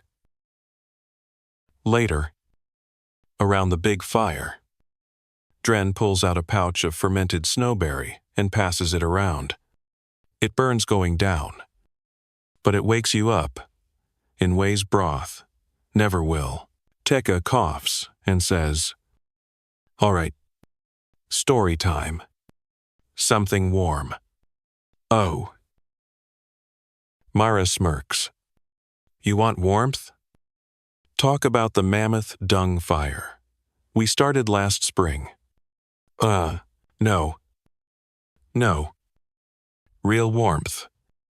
He insists, like a story where someone lives.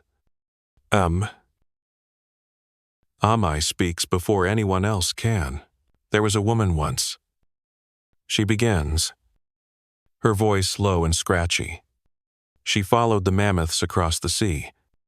Not water, but ice. A bridge made of wind and time. You lean in. So does everyone else. She walked alone. Her people were gone. She walked until the wind stopped speaking, until the sky turned white forever. And then she met them. The mammoths? Tekka whispers. My nodes. They circled her, raised their trunks, and with their eyes, they asked, Are you worthy? And was she? Dren asks. She didn't answer. She just stood, so still, so silent, that the snow covered her. You shiver. Despite the fire, she never moved again. Amai says. And in spring, when the ice melted, the mammoths walked past her bones, and they remembered her. No one speaks. Tekka swallows hard. So, not warm. Not at all. Amai smiles. She endured. That's warmth enough. End of. You lie awake long after that, staring at the stars, listening to the groaning lake beneath you, like the earth is dreaming too loudly, and in your heart, something stirs. You're not walking just to survive. You're walking to be remembered. You wake to silence, but not the soft, snowy kind. This silence is different. Tense. Holding its breath. Even the dogs seem to know something's off. They lie still. Eyes wide. Ears twitching at shadows. You sit up slowly and scan the camp. Everyone is awake. But no one's speaking. Olin stands at the edge of the lake, peering into the mist. Mara is next to him, clutching her spear. Dren is halfway through unlacing his boots, but frozen mid-motion like his mind hasn't caught up to his hands yet. You step beside them. What is it? You whisper. Something's watching. Olan murmurs. You feel it too. The kind of prickling on your neck that only comes when another heartbeat is out there too quiet. Too steady. You scan the tree line. Nothing moves. No snow falling. No wind. No birds. Then, a shape. Huga, dark. Moving just beyond the mist like a shadow, remembering how to walk. The mammoth. It's alone. Again. Or at least, it looks alone. You all freeze, letting it come to you. Its silhouette grows clear of frost-covered fur. Long curling tusks. A staggered gait. Is that the same one? Mara asks. No. Olan says. This one's older?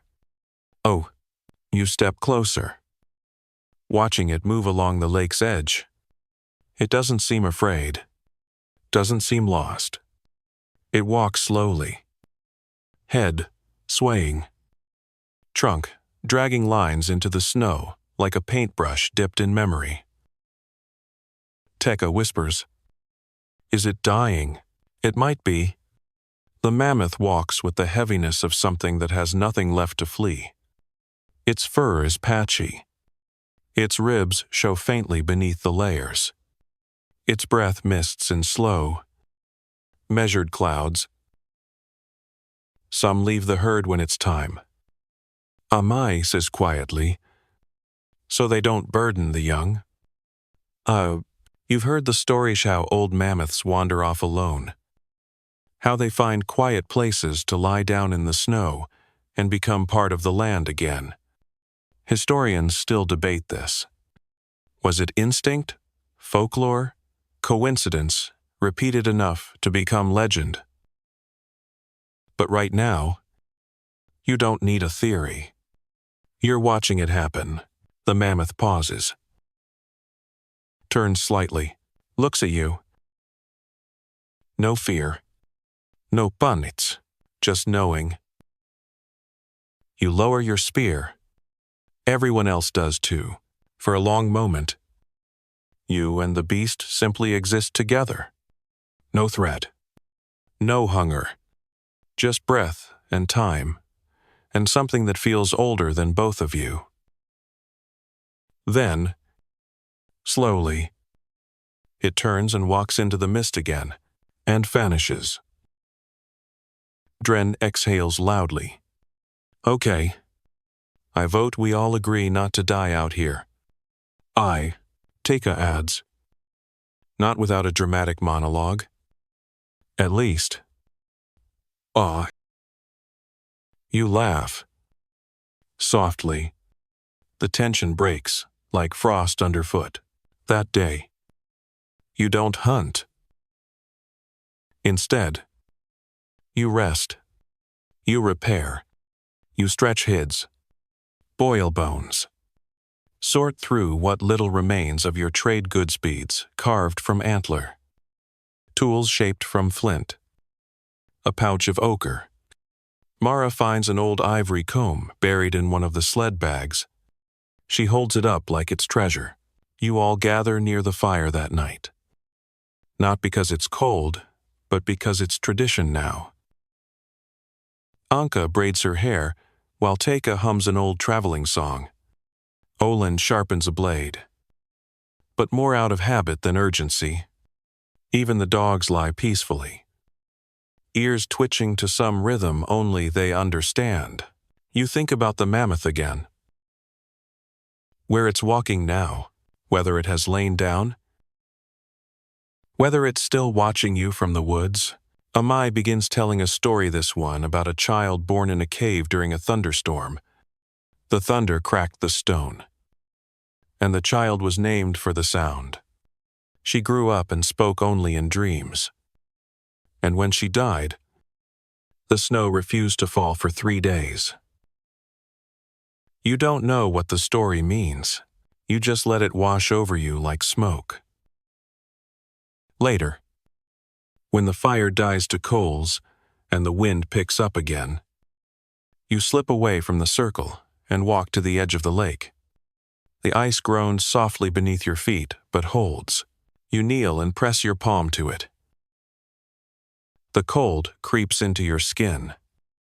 Not cruelly, but curiously. Like it's asking who you are. What you've done. What you've become since the first time you walked this land. And you whisper back. Just barely. I'm still walking. Oh, the stars are clearer tonight. Pinpricks of light, so sharp they could split the world open. You wonder if the mammoth sees them too. You wonder if she'll walk beneath them one more time. Or if she already has. You return to camp without a sound. Curl into your shelter. And close your eyes. You dream not of tusks or snow but of silence. The kind that listens. The kind that remembers. Snow muffles the sound of movement. But not enough. You still hear the crunch of boots behind you. The soft scrape of rope sliding across hide. And the rhythmic thump of your own heartbeat echoing through your ears. The caravan is moving again southward. This time, not because the herd is near, but because you can't stay. Too many days in one place invites danger. Predators. Sickness. Worse, complacency. You trudge through snow so deep it grabs at your legs like hands. The sled behind you drags heavily, piled high with meat, tools, and bundled hides. Your back aches. Your breath comes out in long, slow clouds. You've stopped talking as much. Everyone has. Not because there's nothing to say, but because now, words feel too small. After all you've seen, After the mammoth that walked away. After the one that didn't. This isn't about conversation anymore. It's about endurance. Still, as you crest the next hill and look down over the broad valley ahead, you whistle low under your breath. The view is staggering. The world opens wide below you. A frozen river snakes through the valley like a pale scar, glinting under weak sunlight. Forests huddle at its edges. To the east, the ridges rise, again jagged teeth poking through the snow. And across the river, small black dots move steadily along a ridge. You squint. Mammoths, the herd. They kept moving. Olan says, stepping beside you. His voice is quiet. Even he doesn't want to startle the moment. You nod. They'll bed near the cliffs tonight. He adds, maybe longer. Another hunt? Mara asks from behind. Olan is silent for a beat. Then, no, not yet. It's the right call. You're tired. The meat is still good. The tools need sharpening. But more than that, none of you are ready. Not really. Not after what you've just lived through. So you descend into the valley instead. Find a dry patch beside the river. Half sheltered by leaning pines. You unpack the sleds. Build small fires. Boil water. Lay out the damp hides to dry in the brittle sun. Every action is deliberate. Methodical. Slow. Later, you walk down to the river. The ice is thick, here blue and hard as polished stone. You kneel and press your ear to it. A hollow hum whispers up from the depths. Not a voice. Not quite. More like a song from somewhere too far to reach. You stay there a while.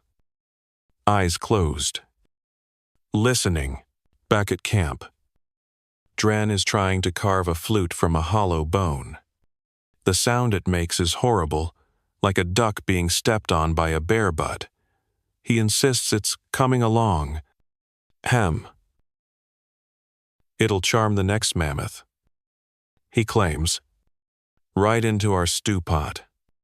I'll charm you into stew. Anka mutters. Adjusting the stones around the fire.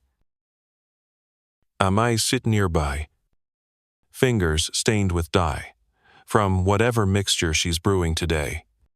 She's humming softly, not to herself. Not to you. But to something else. Something in the trees. Or under the ground. Or inside the bones cooling in the snow. Dekayoin's head. Holding out a scrap of hide he's been drawing on. Crude shapes mammoths. Humans. Trees. You lean over to see it better. Is that me? You ask. Pointing to the smallest figure in the corner. Yep. He says. I ran out of space for your eyebrows. Endes. Tragic. Oh, he adds a few more lines. Then holds it out to the firelight. The hide glows. Translucent and golden. This is what they'll remember. He says. Almost to himself. You believe him. That night, you gather for another story. It's become a kind of ritual, these evening tales, spun between mouthfuls of stew and the crackle of flame. But tonight, Amai doesn't speak. You do. At first, your voice feels strange in your throat, like something borrowed. But as you begin, the words come easier. You tell them about the first mammoth you ever saw, about the sheer weight of it, the sound of its breath, the fear in your gut, the wonder. You tell them about the chase across the frozen basin, about the mist, the silence, the fall. You leave out the blood. You include the moment you pressed your palm to its side as it lay still. You include how you looked into its eye and didn't feel like a conqueror, but something smaller, something honest. When you finish, no one speaks for a long while. Then Olin nods. We remember. Amai holds up a string of carved bone beads and says softly, so will they. Hope you sleep deeply that night, wrapped in furs, full of food and story and cold air. You dream of walking, always walking, not running, not chasing, just following the trail the mammoths leave behind, not just in the snow, but in your bones, in your breath, in your name. You wake just before dawn and see frost etched in delicate spirals across the inside of your shelter. Like tusks, like memory. You step outside. Look east. The horizon is pale. The first hints of gold and pink curling under the sky, like a slow fire being stoked. The stars are fading, but one still lingers bright and stubborn. You don't know its name, but somehow, it feels like it knows yours. The herd doesn't wait for you. By the time you crest the ridge the next day, they're already miles ahead, barely visible specks against the broad white canvas of the open steppe. Their trails stretch behind them in broken, winding lines, wide, shallow footprints, scuffs from dragging trunks, the occasional smoothed overroll from a calf tumbling into the snow. They're moving faster, Olan Mutters, scanning the horizon through narrowed eyes. They know something we don't? Mara asks. Maybe, he replies. Or maybe they're just tired of being followed. You say nothing. You just watch the mammoths disappear into the bright blur of snow and light. The sun hangs low but strong, casting long shadows that stretch across the ice like fingers, trying to reach something they once held. You keep walking. The day is bright. Windless. The kind of cold that lulls you into thinking it's gentleman, till it sinks into your jaw and makes your teeth ache. Your breath curls around you in plumes. Your sled squeals faintly behind you with every jolt. You pass a cluster of standing stones mid-morning. Not natural. Not random. Someone put them there tall and narrow. Each one etched with long, looping carvings worn down by centuries of snow and wind. Amai steps beside one and rests her palm on its surface. She was here? She says quietly. The mammoth? Teika asks. She shakes her head. The one who remembered them first. And a 4T. No one asks what she means. You march on. Later. You cross a frozen stream. Beneath the ice, fish drift slow and sleepy. Their shadows, dark and uncertain. Dren pauses and knocks on the surface with the butt of his spear. A dull echo returns.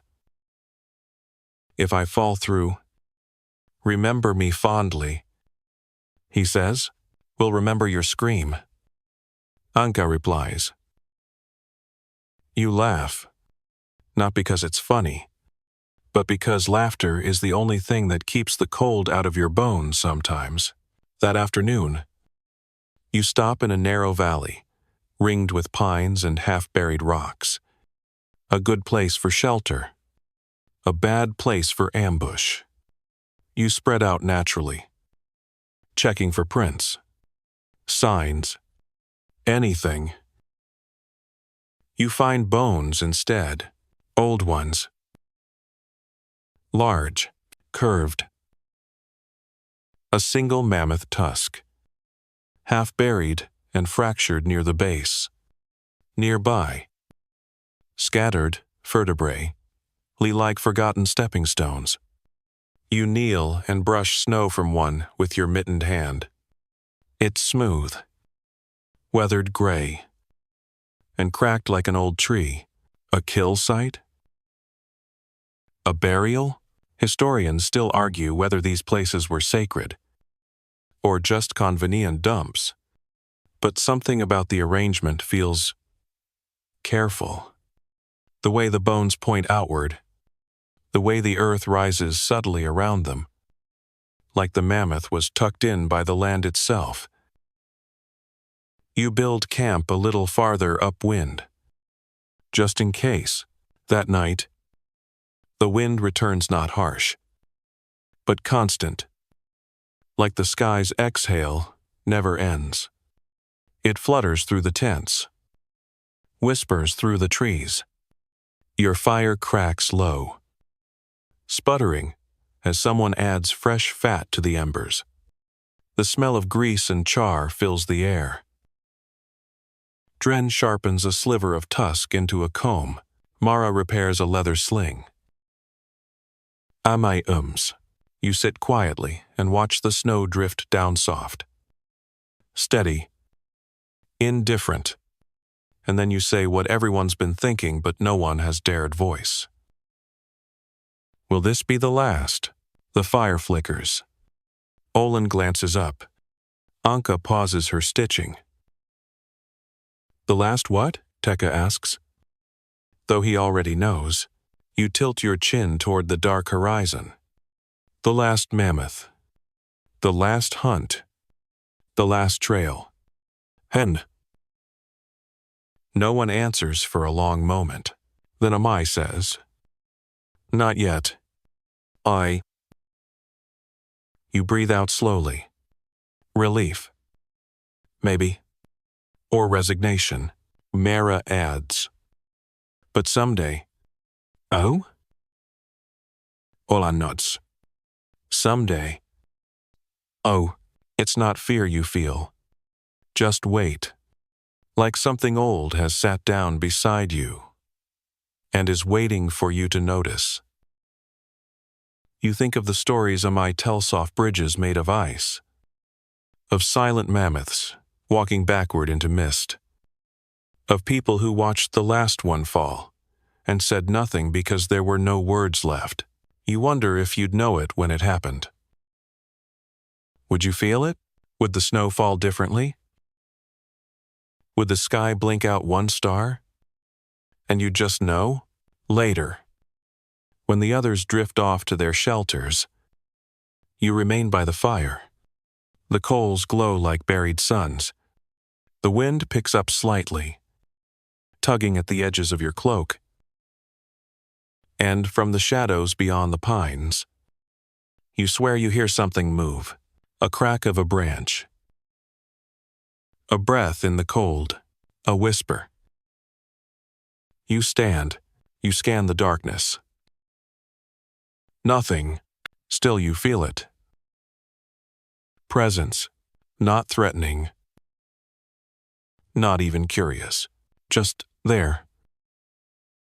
You press your hand to your chest and whisper, We remember. And for just a second, the wind stops. Not fades, stops. Then it exhales again. You return to your shelter, curl beneath the hides, and close your eyes. Not to sleep, but to listen. To the ground, to the ice, to the mammoths, to the space where they still walk. You wake to the faint sound of snow sifting across hide. Not the howling gusts of a storm, not the creak of ice beneath sled runners, just a steady whisper, like the world is gently brushing itself clean. You lie still, wrapped in furs, watching your breath rise in thin curls. The others are stirring slowly.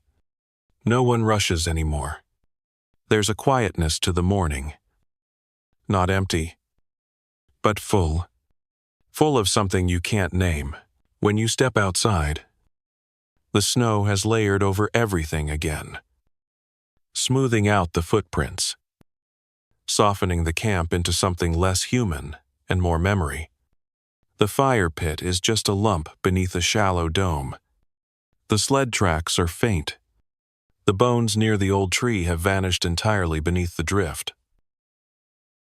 Olin stands nearby, sharpening a blade, even though he doesn't need to. Mara is coiling rope. Tekka whistles a lazy tune. They're all waiting. Not for a signal. Not for a plan. Just for you to nod and start walking. Because it's time. You break camp without ceremony. No grand speeches.